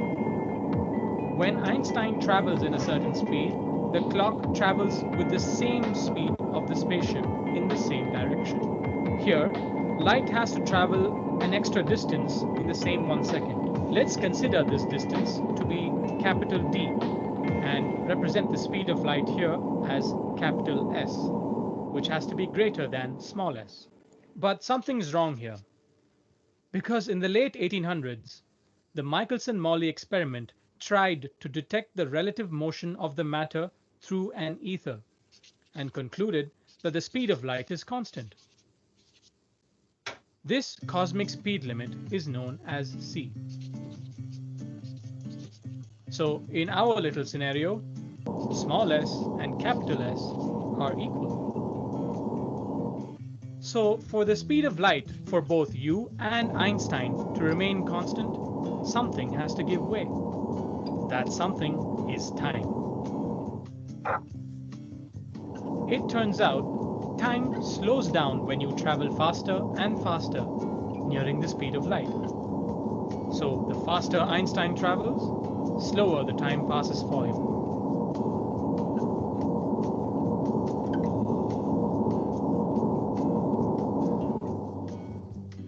Hence, what could be a day for Einstein in space could be as much as 50 years for you on the ground. This became the fundamental conclusion of the theory of relativity, a theory proposed by Albert Einstein in 1905. This theory broke the traditional understanding of time as a constant entity and proved that time, in fact, is different for different observers. The theory of relativity led to many other invaluable findings, the most famous of which is the equation E equals mc. Okay, so এখন দেখো যে বিষয়টা আলোচনা করব, আমরা এই theory নিয়ে আলোচনা করি যেখানে আমরা ছিলাম। তাহলে কি দেখলাম এখানে, যে লাইটটা যত ফাস্টার হচ্ছে টাইম তত স্লোয়ার হচ্ছে। কেন? এখানে খেয়াল করো, এই যে এল এবং এল, তোমাকে শুনতে পাচ্ছ তো? জি স্যার। আচ্ছা, তাহলে দেখো এখান থেকে একটা বিষয় ক্লিয়ার, যে ডি হচ্ছে এল থেকে smaller, L is greater than D, 2d is less than 2l। তো এখানে আলটিমেটলি কি হচ্ছে, আমরা যদি সি এর ইকুয়েশন লিখি, এখানে আমরা ফ্রেশ পেজে চলে আসি, ফর প্রপারের জন্য যদি লিখি, তাহলে দেখো সি ইজ ইকুয়ালস টু হচ্ছে 2d divided by del T naught. এটা কার জন্য লিখলাম? প্রপারের জন্য। আর রিলেটিভের জন্য যদি সি লিখি, তাহলে c is equals to 2l divided by del t. দেখো এখানে আলটিমেটলি আমরা দেখতে পাচ্ছি যে 2l অবজার্ভ করা length is greater than 2d, 2l is greater than 2d। সেটা কিন্তু ক্লিয়ার, আমাদের এই ডায়াগ্রাম থেকে এই বিষয়টা পরিষ্কার। এই ডায়াগ্রাম থেকে দেখো ডিটা স্ট্রেট ফরওয়ার্ড ডিসটেন্স এবং শর্টেস্ট ডিসটেন্স, আর যেহেতু একটা অ্যাঙ্গেলের ডিসটেন্স ট্রাভেল হচ্ছে, এটা অবশ্যই greater. So 2l is greater than 2d। তাহলে দেখো, তাহলে কোনটা বড় হওয়ার কথা? আমি এটাকে সি প্রাইম ধরলাম, সি প্রাইম, আর এটা সি, তাহলে কি হয়ে যাওয়া উচিত? C prime is greater than c হওয়ার কথা। কি হওয়া উচিত? C prime is greater than c হওয়ার কথা, কিন্তু তা কখনোই না। মাইকেলসন মরলি, এই যে ভিডিওতেও আমরা দেখলাম কি মাইকেলসন মরলি বলছে never, always time speed is constant, এবং এটাকে লক করে দেওয়া হলো। লক মানে কি? এটা সর্বক্ষেত্রে এটা সত্য কথা, এটা কখনোই পরিবর্তন হবে না, লাইটের স্পিড সমান। তো c must be c is equals to c হতে হবে, সি এবং সি প্রাইম দুইটা সমান হতে হবে। সমান হইতে হলে কে চেঞ্জ হবে বলো তো? দুইটাকে সমান রাখতে হলে, এখানে আমি একটু ভুল লিখেছি, ভুলটা হলো দুইটাতেই ডেল টি নট লিখেছি, এটা হবে ডেল টি। তাহলে কে ডিফারেন্স হতে হবে? Definitely del t. দেখো এখানে 2l-টা যেহেতু বড়, ডেল টি কেও বড় হইতে হবে, ডেল টি কেও বড় হলে দেন দুইটা ভ্যালু সমান থাকবে। অ্যাজ ফর এক্সাম্পল আমি বললাম 2d এর ভ্যালু হচ্ছে এরকম, 2d এর ভ্যালু হচ্ছে 10 আর ডেল টি এর ভ্যালু হচ্ছে কত নিব? 5। এখন দেখো এই 2l এর ভ্যালু হচ্ছে 12। তো আলটিমেটলি ডেল টি এর ভ্যালু যদি 5 থাকে, তাহলে কি ভ্যালু সেম হচ্ছে? যেহেতু 12 বড়, 12 এর ভ্যালু কত নিলাম? 12। তাহলে ডেল টি এর ভ্যালু কত হলে ডেল টি নট এর মানে হচ্ছে এই যে এই সি এর সমান হবে, অবশ্যই এটাও বড় হইতে হবে, 6 হইতে হবে। 6 হইলে 12 ডিভাইডেড বাই 6 আলটিমেটলি রেজাল্ট 2। এখানেও 5 divided 10 divided by 5 ultimately result 2। তখনই শুধুমাত্র সি এবং সি প্রাইম সমান থাকতে পারে। আলটিমেটলি ডেল টি বড় হয়ে যাচ্ছে, যেহেতু সি কখনো চেঞ্জ হতে পারে না, সি কখনো বেশি হতে পারে না, কমও হতে পারে না। লাইটের স্পিড হচ্ছে কনস্ট্যান্ট, সেই কারণে টাইমটাই ডাইলুটেড হয়ে যাচ্ছে। টাইম স্লোয়ার মানে কি, বা আর্থে 1 ঘন্টা হতে যতটুকু সময় ট্রাভেল হবে অন্য কোথাও গেলে স্পেসক্রাফটে স্পিডে গেলে সেই 1 ঘন্টা হতে অনেক বেশি সময় পরে যে 1 ঘন্টা হবে, মানে স্লোলি মুভ করবে। আমাদের আর্থে ক্লকটা যত দ্রুত দ্রুত দ্রুত দ্রুত মুভ করে যাচ্ছে, আর স্পিডে থাকলে সেটা স্লোলি স্লোলি স্লোলি মুভমেন্ট হবে। বিষয়টা কি ক্লিয়ার, বুঝতে পেরেছো কিনা? এই স্লোলি মুভমেন্ট হওয়ার ঘটনা বা এই ফিনোমিনাকে আমরা বলি টাইম ডাইলেশন। ক্লিয়ার হয়েছে? Yes, sir. Yes sir. So time ডাইলেশনের বিষয়টা কমপ্লিট হলো। এরপরে আমরা চলে যাব লেন্থ কন্ট্রাকশন, বলা হয় রিলেটিভিটি অফ লেন্থ। আমাদের লেন্থের ফর্মুলেশনে আমরা চলে আসব। একই বিষয় লেন্থের জন্য এখন ফাইন্ড আউট করব।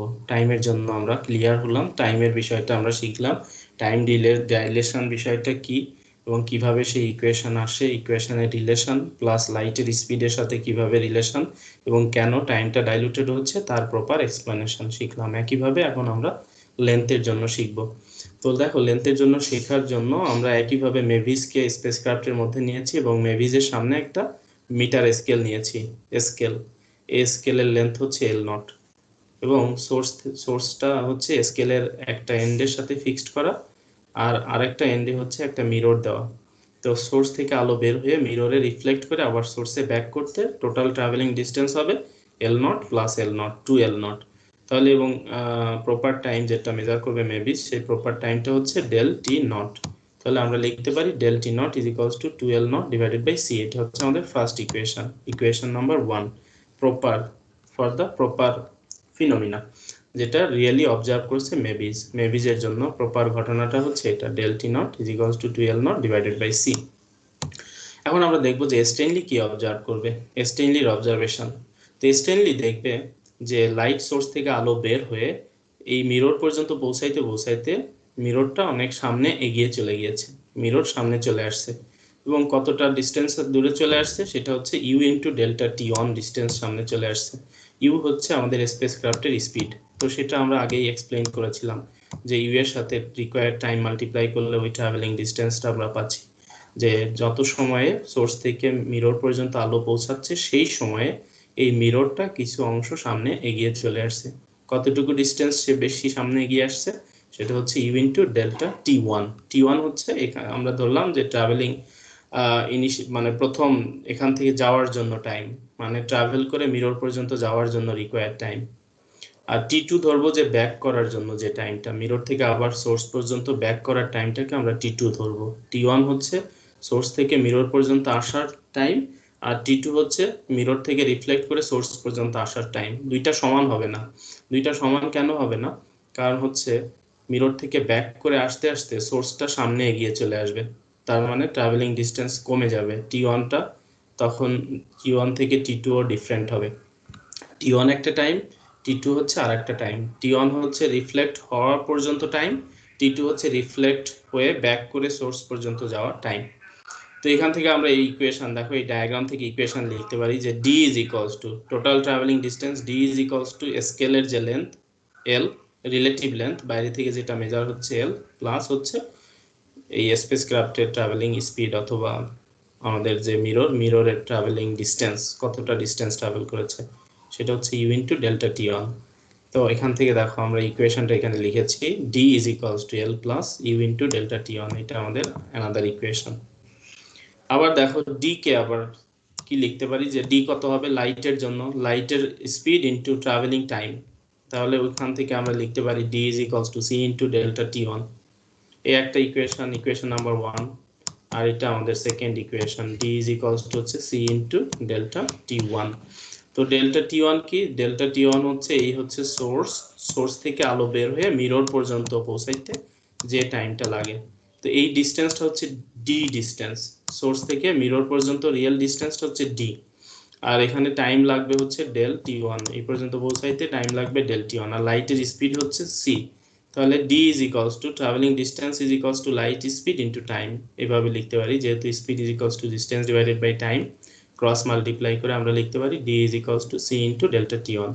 ইকুয়েশন এটা আমরা পেলাম। এখন ডি এর জায়গায় c into delta t one কে বসিয়ে দিব। এখানে দেখো c into delta t one is equals to l plus u delta t one. তো এখান থেকে আমরা সাইড চেঞ্জ করে লিখতে পারি সি এবং ইউ এই দুইটাকে একপাশে নিয়ে ডেল্টা টি ওয়ান কে কমন নিব, তাহলে আমাদের ইকুয়েশন হবে delta t one is equals to l divided by c minus u. এটা হচ্ছে যখন সোর্স থেকে আলো বের হবে মিরর পর্যন্ত পৌঁছাবে। একইভাবে ব্যাক করার জন্য রিটার্ন ট্রিপ মানে ব্যাক করে আসার জন্য কি হবে? ব্যাক করে আসার জন্য আমাদের দেখো ডেল টি টুটা তখন হবে এল প্লাস সি প্লাস ইউ। কেন? তখন হচ্ছে এই ক্ষেত্রে ডি ইজ ইকুয়ালস টু, দেখো ইকুয়েশনটা এরকম হবে যে d is equals to l minus u into delta t one, যেহেতু কিছু দূরে সোর্সটা আগায় যাবে এই ডেল্টা টি টু হবে, রিটার্ন ট্রিপের টাইমটা রিকোয়ার্ড টাইমটা ডিফারেন্ট ডেল্টা টি টু। তো ইকুয়েশনটা হবে d is equals to l minus u delta t two.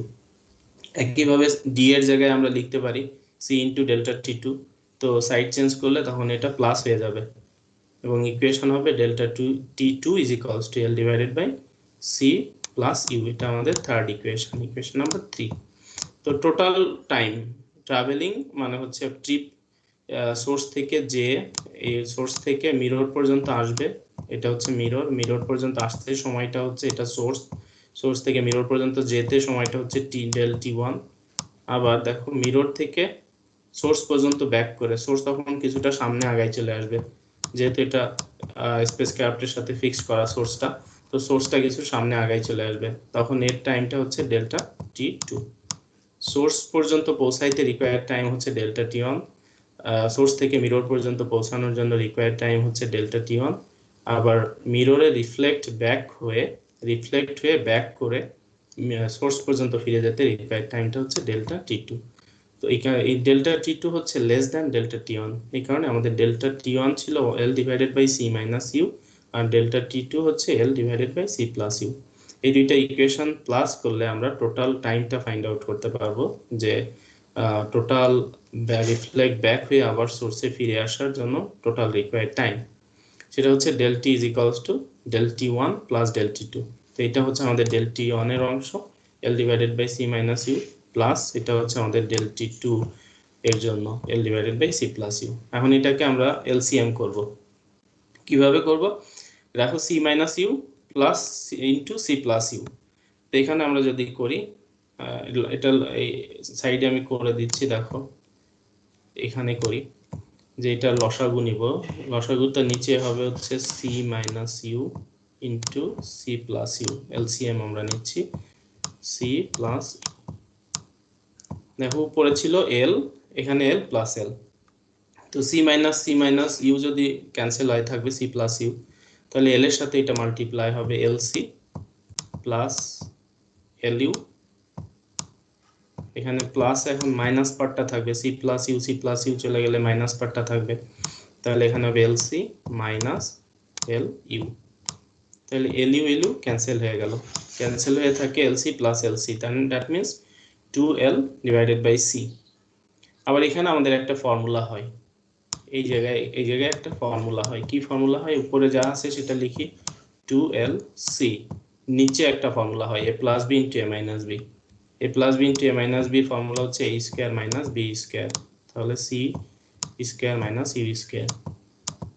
তাহলে এখানে দেখো 2l সি, আর এই জায়গা থেকে আমরা সি স্কয়ার কমন নিয়ে নিচ্ছি, সি স্কয়ারকে যদি কমন নেই তাহলে হবে 1 minus u square divided by c square, এটা। তো এখানে সি এবং সি স্কয়ার ক্যান্সেল হয়ে আমাদের ইকুয়েশন থাকে 2l divided by c into 1 minus u square divided by c square. এই যে সেই ইকুয়েশনটা এখানে লেখা del t is equals to 2l divided by c into 1 minus u square divided by c square. এটা কিভাবে আসলো এখানে আমি সাইড নোটে সেটা দেখিয়ে দিলাম, সাইড নোটে দেখানো হলো। এরপরে দেখো আমাদের যে ইকুয়েশনটা, এই ইকুয়েশনে del t আমরা রিলেশন শিখেছি রিলেটিভ টাইম এবং প্রপার টাইমের মধ্যে। তোমরা একজন কেউ আনমিউট করে বলো তো, what is the equation which show the relation between relative time and proper time? Relative time এবং প্রপার টাইমের মধ্যে রিলেশন শো করে সেই ইকুয়েশনটা কি? সেই ইকুয়েশনটা একটু আগেই শিখেছি, কি ছিল সেই equation? Sir, del t equals to del t naught divided by root over 1 minus u square by c square. By c square. Very good. দেখো আমরা এই ইকুয়েশনটা এখানে লিখলাম, এই যে del t এর পরিবর্তে কি লিখলাম? দেখো del t এর পরিবর্তে লিখলাম del t nought divided by root over 1 minus u square divided by c square is equals to, এখানে যা ছিল সেটা লিখে রাখলাম। আমরা del t কে এখন del t নটের মাধ্যমে চেঞ্জ করে ফেলেছি। del t এখন আর রাখি নাই, del t কে কি করেছি? del t নটের মাধ্যমে নিয়ে আসছি। ওকে, এখন আমরা কিছু ক্যালকুলেশন করে বের করব আমাদের এক্সপেক্টেড ইকুয়েশন। এটাকে আমরা ক্যান্সেল করি, কাটাকাটি করি। দেখো এটা রুট আছে আর এটা রুট ছাড়া, রুট আছে রুট ছাড়া, তাহলে কি থাকবে? কেউ কি বলতে পারবা যে বাঁ পাশে এটা রুট আর ডান পাশে এটা রুট ছাড়া? স্যার বাঁ পাশে একটা রুট থাকবে স্যার, ডান পাশে একটা রুট থাকবে, তাই না? এটা যা আছে একটা রুট যদি ক্যান্সেল হয় এটাকে আমরা দুইটা রুটের মাল্টিপ্লাই আকারে লিখতে পারি। তাহলে এখানে একটা রুট থাকবে 1 minus u square divided by c square, তো সেটাই লিখলাম। লিখে এখন দেখো আমরা এখানে del t, এইখানে দেখো del t, এই যে del t nought into c divided by 2, side change করলাম আর কি। c কে এখানে উপরে মাল্টিপ্লাই হয়ে গেল, 2 নিচে চলে আসলো, is equals to l divided by root over 1 minus u square divided by c square, এটা থেকে গেল। সবাই কি বুঝতে পেরেছো নাকি কোশ্চেন করতে যাচ্ছিলে কি কেউ? কোনো কোশ্চেন থাকলে সাথে সাথে কোশ্চেন করবা, কোনো পার্ট যদি না বুঝতে পারো কোশ্চেন করলেই শিখতে পারবা। যত বেশি কোশ্চেন করবা তুমিও শিখতে পারো, পাশাপাশি যারা কোনো কোশ্চেন করছে না তারাও শিখতে পারবে। সো এখানে যতটুকু করেছি সবাই কি বুঝতে পেরেছো? জাস্ট সাইড চেঞ্জ করলাম, সি কে ডান পাশে ছিল বাঁ পাশে নিয়ে আসলাম, এখানে ক্রস মাল্টিপ্লাই হয়ে উপরে মাল্টিপ্লাই আকারে চলে গেল। সি 2l এখানে মাল্টিপ্লাই আকারে ছিল, উপরে ছিল, এটা নিচে চলে আসলো। 2l আনি নাই, শুধু 2 কে নিয়ে আসছি, l কে l এর জায়গায় রেখেছি। এটা আনলাম কেন? এটা আনার কি লাভ, কি সুবিধা হলো আনলে? দেখো আমরা 1 নাম্বার ইকুয়েশনটা একটু দেখব। কোথায় সেই 1 নাম্বার ইকুয়েশন? এই যে, তো এখানে দেখো তো 1 নাম্বার ইকুয়েশনে del t nought into c divided by 2, একে কি লেখা যায়? এটা লেখা যায় হচ্ছে l নট, এটাকে আমরা l নট লিখতে পারি। এই যে ইকুয়েশন 1 নাম্বার ইকুয়েশনটাকে একটু সাইড চেঞ্জ করে লিখতে পারি del t nought multiply c divided by 2 is equals to l nought. তাহলে 1 নাম্বার ইকুয়েশন থেকে আমি এই যে এই পার্টটাকে del t nought c divided by 2, এটাকে আমরা লিখতে পারি কি? এটা হচ্ছে আমাদের proper length l nought. So l nought is equals to l divided by root over 1 minus u square divided by c square. এই এখান থেকে এখন আমরা ক্রস মাল্টিপ্লাই করব। সবসময় কি রিলেটিভটাকে আগে লিখতে হয়, বাঁ পাশে রিলেটিভটাকে লিখতে হয়। এটা হচ্ছে একটা স্ট্যান্ডার্ড ওয়ে, লিখার একটা রুলস না, জাস্ট একটা স্ট্যান্ডার্ড ওয়ে।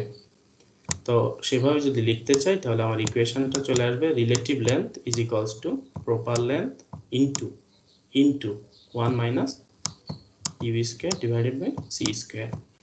সো এখানে ইনটু কথাটা দুইবার বললাম এই কারণে, যখন আমাদের রিলেটিভ টাইম আর প্রপার টাইমের মধ্যে রিলেশন ছিল সেটা ছিল ডিভাইডেড আকারে, এই ফ্যাক্টরটা, এই যে ফ্যাক্টরটা এটা ডিভাইডেড আকারে ছিল। আর আমাদের রিলেটিভ লেন্থ আর প্রপার লেন্থের মধ্যে যে রিলেশন সেটা কি আসলো? মাল্টিপ্লাই আকারে আসছে, l is equals to l nought root over 1 minus u square divided by c square, এটা মাল্টিপ্লাই আকারে আসলো। তো এখানে l কি? তোমরা কেউ একজন আনমিউট করে বলো তো lটা কি হবে আর l নটটা কি হবে? স্যার এল নটটা হলো স্যার প্রপার লেন্থ এন্ড এলটা হলো relative length. Relative length. L not হচ্ছে প্রপার লেন্থ, এটা হচ্ছে প্রপার লেন্থ, আর হচ্ছে এল হচ্ছে আমাদের রিলেটিভ লেন্থ, এলটা হচ্ছে রিলেটিভ লেন্থ। সো এই ইকুয়েশন থেকে আমি যদি বলি তোমাদেরকে অ্যানালাইসিস করে বলতে হবে যে এল এবং এল নট এর মধ্যে কে গ্রেটার এবং কে স্মলার হবে, কে বড় এবং কে ছোট হবে সেটা বের করতে হবে। তাহলে সেই একই কন্ডিশন বলতে হবে যে c must be greater than u, c সবসময় ইউ থেকে বড় হবে। তাহলে কি এখানে root over 1 minus u square divided by c square সবসময় 1 থেকে ছোট হবে, 1 এর ছোট হবে, ছোট কোনো ভ্যালু হবে, 1 থেকে ছোট কোনো ভ্যালু হবে। আর 1 এর থেকে যদি ছোট ভ্যালু হয় তাহলে অবশ্যই এখানে ছোট হবে, এল নট ইন্টু পয়েন্টে আসবে, suppose 0.5 L not, 0.6 L not, তার মানে এলটা হচ্ছে এল নট থেকে অংশ, এল নটের একটা অংশ, সেটা অর্ধেক অংশ হতে পারে, 4 ভাগের 3 ভাগ অংশ হতে পারে, 5 ভাগের 7 ভাগ মানে 7 ভাগের 5 ভাগ অংশ হতে পারে, যে কোনো ভ্যালু হতে পারে। তার মানে এল নট যা হবে তার থেকে এল ছোট হবে, যেহেতু root over 1 minus u square divided by c square is less than 1, so l must be less than l nought, l must be less than l not. তাহলে বলো তো প্রপার লেন্থ বড় হবে নাকি রিলেটিভ লেন্থ বড় হবে? Proper length বড় হবে sir. Proper length always greater than relative length. তাহলে আমরা এখানে কি লিখবো? Relative length. আমাদের মেইনলি রিলেশনটা কি হবে? Relative length is less than smaller than proper length. Relative লেন্থটা সবসময় কি হবে? প্রপার লেন্থ থেকে স্মলার হবে, proper length, proper length. Okay, তো এইটা হচ্ছে আমাদের, এই ঘটনাটার নামই হচ্ছে লেন্থ কন্ট্রাকশন। এই ঘটনাটাকে কি বলা হয়? এই ঘটনার নাম হচ্ছে লেন্থ কন্ট্রাকশন। মুভিং, এটাকে আমরা কি বলতে পারি যে মুভিং, এটা কি না, মুভিং ক্লক না, আগেরটা ছিল হচ্ছে কি মুভিং ক্লক টিক স্লোয়ার, আর এটা হচ্ছে moving object appears shorter. Moving object appears shorter. তোমার সামনে দিয়ে, তোমার হাতের কাছে যদি একটা বল থাকে সেটা বড় মনে হয়, আর ওই বলটাই যদি তোমার চোখের সামনে দিয়ে উড়ে যায় খুব স্পিডে, অনেক বেশি স্পিডে, মনে হবে ছোট একটা মার্বেল উড়ে গেল, সেরকম মনে হয় কিনা? আকাশে বিমান যখন স্যার উড়ে যায় ছোট দেখা যায়, ছোট দেখা যায়। তো সেটার জন্য অ্যাঙ্গেল আছে, আমাদের বীক্ষণ কোণ বা ডিফ্লেকশন অ্যাঙ্গেল একটা বিষয় থাকে, ওটার সাথে রিলেটেড, আর রিলেটিভিটির ফ্যাক্টরও রিলেটেড। তো এটাই আমরা মূলত লেন্থ কন্ট্রাকশন, লেন্থ, এটাকেই বলা হচ্ছে লেন্থ কন্ট্রাকশন। তো আমরা টাইম ডাইলেশনের বিষয়টা শিখলাম এবং লেন্থ কন্ট্রাকশনের বিষয়টাও শিখলাম। রিলেটিভিটির সবচেয়ে গুরুত্বপূর্ণ দুইটা বিষয়, একটা হচ্ছে টাইম ডাইলেশন আর একটা হচ্ছে লেন্থ কন্ট্রাকশন। তো সেটা আমরা ইন ডিটেলসে শিখলাম, ইন ডিটেলসে, যে আসলে কি থিওরিটিক্যাল অ্যানালাইসিস এবং তার প্রপার এক্সপ্লানেশন এবং তার ফিজিক্যাল সিগনিফিকেন্স, যে কেন কোনটা বড় হবে, কেন কোনটা ছোট হবে, সেই বিষয়গুলো সব আমরা জানলাম। স্যার আমার একটা কারো কোনো বলো। স্যার আইনস্টাইনের যে স্যার ওই কোয়েশন ওই থিওরি অনুযায়ী স্যার, আমার যদি জমজ একটা ভাই থাকে, আমি যদি সি বেগে চলতে থাকি তাহলে তোর বয়স কম বাড়বে হ্যাঁ। পৃথিবীর তার তুলনায়, কিন্তু তাহলে কি স্যার তার উচ্চতাটাও কমে যাবে? মানে উচ্চতা না, দেখো একটা বিষয় কি, যে এখানে একটা আমরা চিন্তা করতেছি শুধুমাত্র টাইমের বিষয়, লাইটের স্পিডের বিষয়, এইসব বিষয় নিয়ে আলোচনায়, আর হচ্ছে প্র্যাকটিক্যালি লাইটের স্পিডের কাছাকাছি কোনো স্পিডে এখন পর্যন্ত ট্রাভেল করা পসিবল না, নাম্বার 1। নাম্বার 2 হচ্ছে বায়োলজিক্যাল সেল ডিভিশনটা আমাদের এখানে ইনক্লুডেড হয় নাই। বায়োলজিক্যাল সেল ডিভিশনের বিষয় থাকলে ফিজিক্যাল গ্রোথ এজ আসলে কমে যাওয়ার কথা না, যেরকম সেরকমই হওয়ার কথা। টাইম স্লো যাইতে পারে, টাইম স্লো হইতে পারে, কিন্তু এজ যে কমে যাবে আসলে বিষয়টা এখনো not proved, experimentally not proved. এটা একটা ইমাজিনারি বা হাইপোথেটিক্যাল একটা ধারণা। টুইন প্যারাডক্সের ধারণাটা কি একটা হাইপোথেটিক্যাল ধারণা, যেরকম হতে পারে, বুঝতে পেরেছো? বাট সময় যতই স্লো যাক আর সময় যতই ফাস্ট যাক, মানুষের সেল ডিভিশনের রেট কিন্তু একই থাকে। সেল ডিভিশন মানে আমাদের বডিতে বায়োলজিক্যাল ফ্যাক্ট তো বোঝোই, বা যে আমাদের মিওসিস মাইটোসিসের মাধ্যমে সেল ডিভাইডেড করে গ্রো হতে থাকে, সেল ডাই হয়, সেল মারা যায়, আবার সেল বড় হয়। এই ডিভিশনগুলো যদি কাউন্ট করি তাহলে এক ধরনের ক্যালকুলেশন, আবার সেল ডিভিশন না কাউন্ট করলে এক ধরনের ক্যালকুলেশন। ওভারঅল আসলে প্র্যাকটিক্যালি যে বাস্তবতা কি হবে, বাস্তবতা কি তার এজ বাড়বে নাকি কমবে নাকি আনচেঞ্জ থাকবে, সেই বিষয়টা প্র্যাকটিক্যালি নট প্রুভড। ক্লিয়ার? বুঝতে পেরেছো সীমান্ত শাহ? আনসারটা কি বুঝতে পেরেছো? জি স্যার, থ্যাংক ইউ স্যার। ওকে, তাহলে এই আর কারো কোনো কোশ্চেন আছে এই দুইটা ঘটনা নিয়ে? একটা হচ্ছে টাইম ডাইলেশন আর একটা হচ্ছে লেন্থ কন্ট্রাকশন। এই দুইটা ঘটনা নিয়ে কারো কোনো কোশ্চেন আছে কিনা? আর কোনো কোশ্চেন স্যার আছে কিনা? এখন আপাতত নেই, যদি স্যার থাকে তাহলে আপনাকে ইনফর্ম করবো। অবশ্যই অবশ্যই, যে কোনো সময়। দেখো এখন একটা বিষয় কি তোমাদের বলে রাখি, সেটা হচ্ছে অনলাইনে কোনো স্পেসিফিক টাইম নাই। Any time you are welcome to knock me, যে কোনো সময় নক করতে পারো। তবে একটা বিষয় মাথায় রাখবে, যে কোনো অড টাইম না। রাত 2টার সময় তুমি নক করলে ওই সময় তো স্বাভাবিক আমি ঘুমাই থাকবো, রাত 12টার পরে আমি আর জেগে থাকি না। তো ওই চেষ্টা করবো রাত 9টার মধ্যে নক করার। তাছাড়া সারাদিনে যে কোনো সময় নক করতে পারো। আর অনেক রাতে যদি নক করো মেসেজ দিয়ে রাখবা, যদি মেসেজে রিপ্লাই না দেয় মনে করবা স্যার ঘুমায় গেছে, সকালে রিপ্লাই দিবে, তো তখনও মেসেজ দিতে পারো, আমি হয়তো রিপ্লাই দিতে দেরি করব। আর দিনের মধ্যে যখনই তোমরা মেসেজ দাও রিপ্লাই দিব। যদি তোমার স্ক্রিন শেয়ার দিয়ে কোনো কিছু বোঝার দরকার হয় আমি অবশ্যই তোমাকে একটা টাইম দিব যে তুমি এই সময় আসো, আমি তোমাকে স্ক্রিন শেয়ার করে ওই বিষয়টা আবার ক্লিয়ার বুঝিয়ে দিব। এবং আমি তোমাদের কুইজ নেওয়ার আগে একটা রিভিউ ক্লাস দিব থার্সডে অথবা স্যাটারডেতে। সেই ক্লাসেও তোমাদের যাবতীয় যত কোশ্চেন আছে সেই কোশ্চেনগুলো আমাকে বলতে পারবো, আমি সেই কোশ্চেনগুলো সলভ করে দিব। রিভিউ ক্লাস হবে প্রতিটা কুইজের আগে, প্রতিটা এক্সামের আগে আমি তোমাদের রিভিউ ক্লাস নিব। ওকে, আর কোনো কোশ্চেন? Any more question?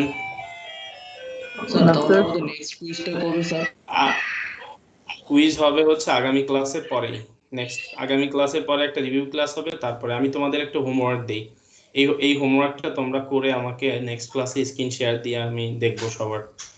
এই শীটটা আমি দিয়ে দিব তোমাদের। আমার টার্গেট ছিল আজকে এগুলো শেষ করব, কিন্তু অনেক কথা বেশি বলতে বলতে সহজ জিনিসও কিন্তু প্রথম দিকের জিনিসটা তোমাদের অনেকটা আননোন, তোমরা আসলে সাথে পরিচয় নাই অনেক, তো এই কারণে একটু বেশি প্রথম দিকে একটু বেশি সময় চলে যাচ্ছে।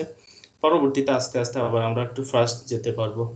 তো তোমাদের আমি একটা কাজ দিব, হোমওয়ার্ক। সেটা হচ্ছে এখানে যে প্রবলেমগুলো, এই ইয়াতে যে প্রবলেমগুলো আছে এই প্রবলেমগুলো তোমরা করবা, সলভ করার চেষ্টা করবা। যে দুইটা ইকুয়েশন শিখেছি সেটা দিয়ে এই 4টা প্রবলেম সলভ করবা।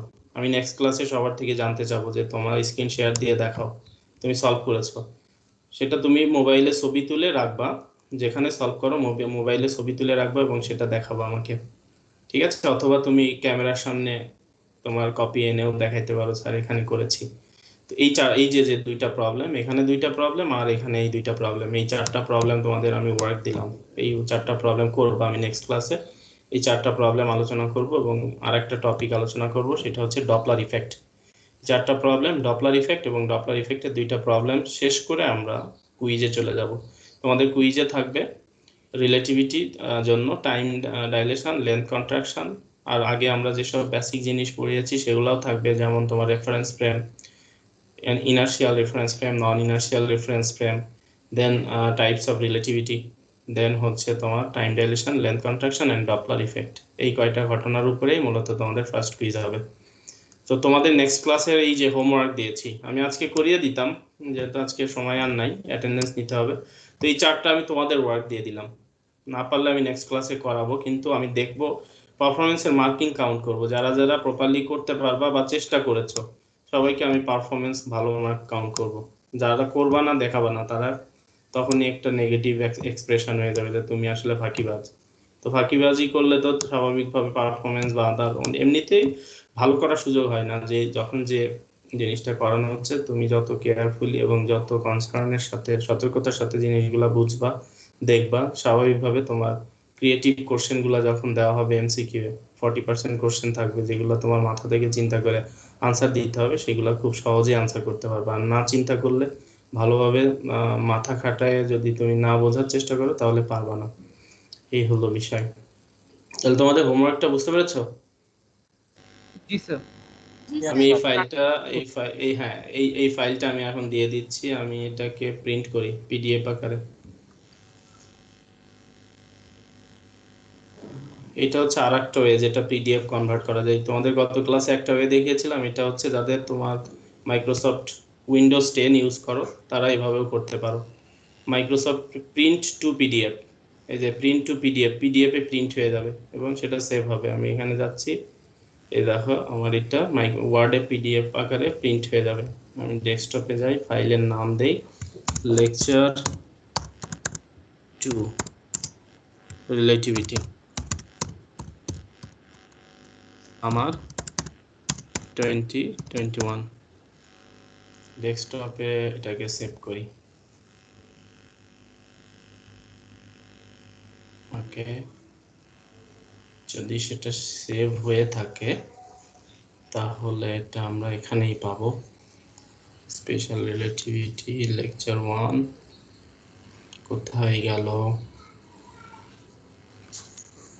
Lecture 2 relativity PDF? বাট এটা কোনো সুবিধার পিডিএফ হয় নাই, জুম করতে করতে অবস্থা। আচ্ছা, জুম করলেই পেয়ে যাবা, মানে ফাইলটা যত কম জুম থাকবে ছোট ছোট দেখাবে। হ্যাঁ, একটু জুম করবা, জুম করলেই পেয়ে যাবা।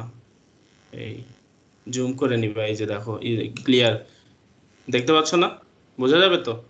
জি স্যার, জি স্যার। এটা প্রিন্ট করলে, হ্যাঁ জুম করে এটা প্রিন্ট যদি করো, প্রিন্ট করলে একটু ফরম্যাটটা চেঞ্জ করে প্রিন্ট করে নিতে হবে। মানে প্রিন্ট সেটআপটা, মানে যারা হার্ড কপি বের করতে স্যার যাচ্ছ, ওইটা স্যার লেজার প্রিন্টিং করে নিব না স্যার? হ্যাঁ হ্যাঁ ওইটা করতে পারবো আশা করি। তো এই হলো তোমাদের আজকের লেকচার, আজকে পর্যন্ত। যদি কারো কোনো কোশ্চেন থাকে অবশ্যই আমাকে নক করবা। আমি সারাদিনই তোমাদের জন্য ওয়েট করি যে কখন কেউ কোনো কিছু যদি নক করো, আনসার দেওয়ার জন্য অল টাইমই থাকি। আর আমি তোমাদের কোশ্চেন সবসময় পাই, আমার মোবাইলে অ্যাপস দেওয়া আছে, আর মোবাইল তো 24 ঘন্টায় অন থাকে। তো যখনই মেসেজ দাও আমি নোটিফিকেশন পেয়ে যাই। তো নির্দ্বিধায় যখন যে কোশ্চেন মাথায় আসবে সাথে সাথে কোশ্চেনটা লিখে দিবা যে স্যার আমি এটা বুঝতে পারতেছি না। আমি তোমাকে হয়তো একটা টাইম দিয়ে দিলাম, ইনস্ট্যান্ট যদি আমি না বাইরে থাকি বা আমি অন্য কোনো কাজে ব্যস্ত থাকি তাহলে হয়তো বললাম তুমি এই সময় এসো, আমি তোমাকে এটা বুঝাই দিব। ওকে, আর না হলে যদি হয় সাথে সাথে আমি বুঝিয়ে দিব। ওকে, কনসাল্টিং টাইম অল টাইম বলা যায়, সবসময়ই কনসাল্টিং তোমাদের জন্য, অল টাইমই কনসাল্টিং টাইম, যে কোনো সময় নক দিতে পারো। অ্যাটেন্ডেন্সটা নিয়ে নিব খুব দ্রুত।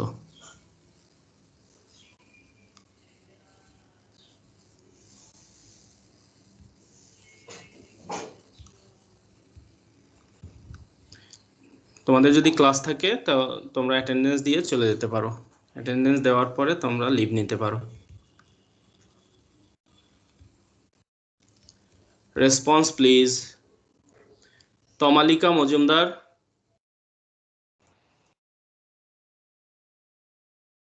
Tamalika Majumdar, Tamalika Majumdar absent. Sir record of করে নেবেন?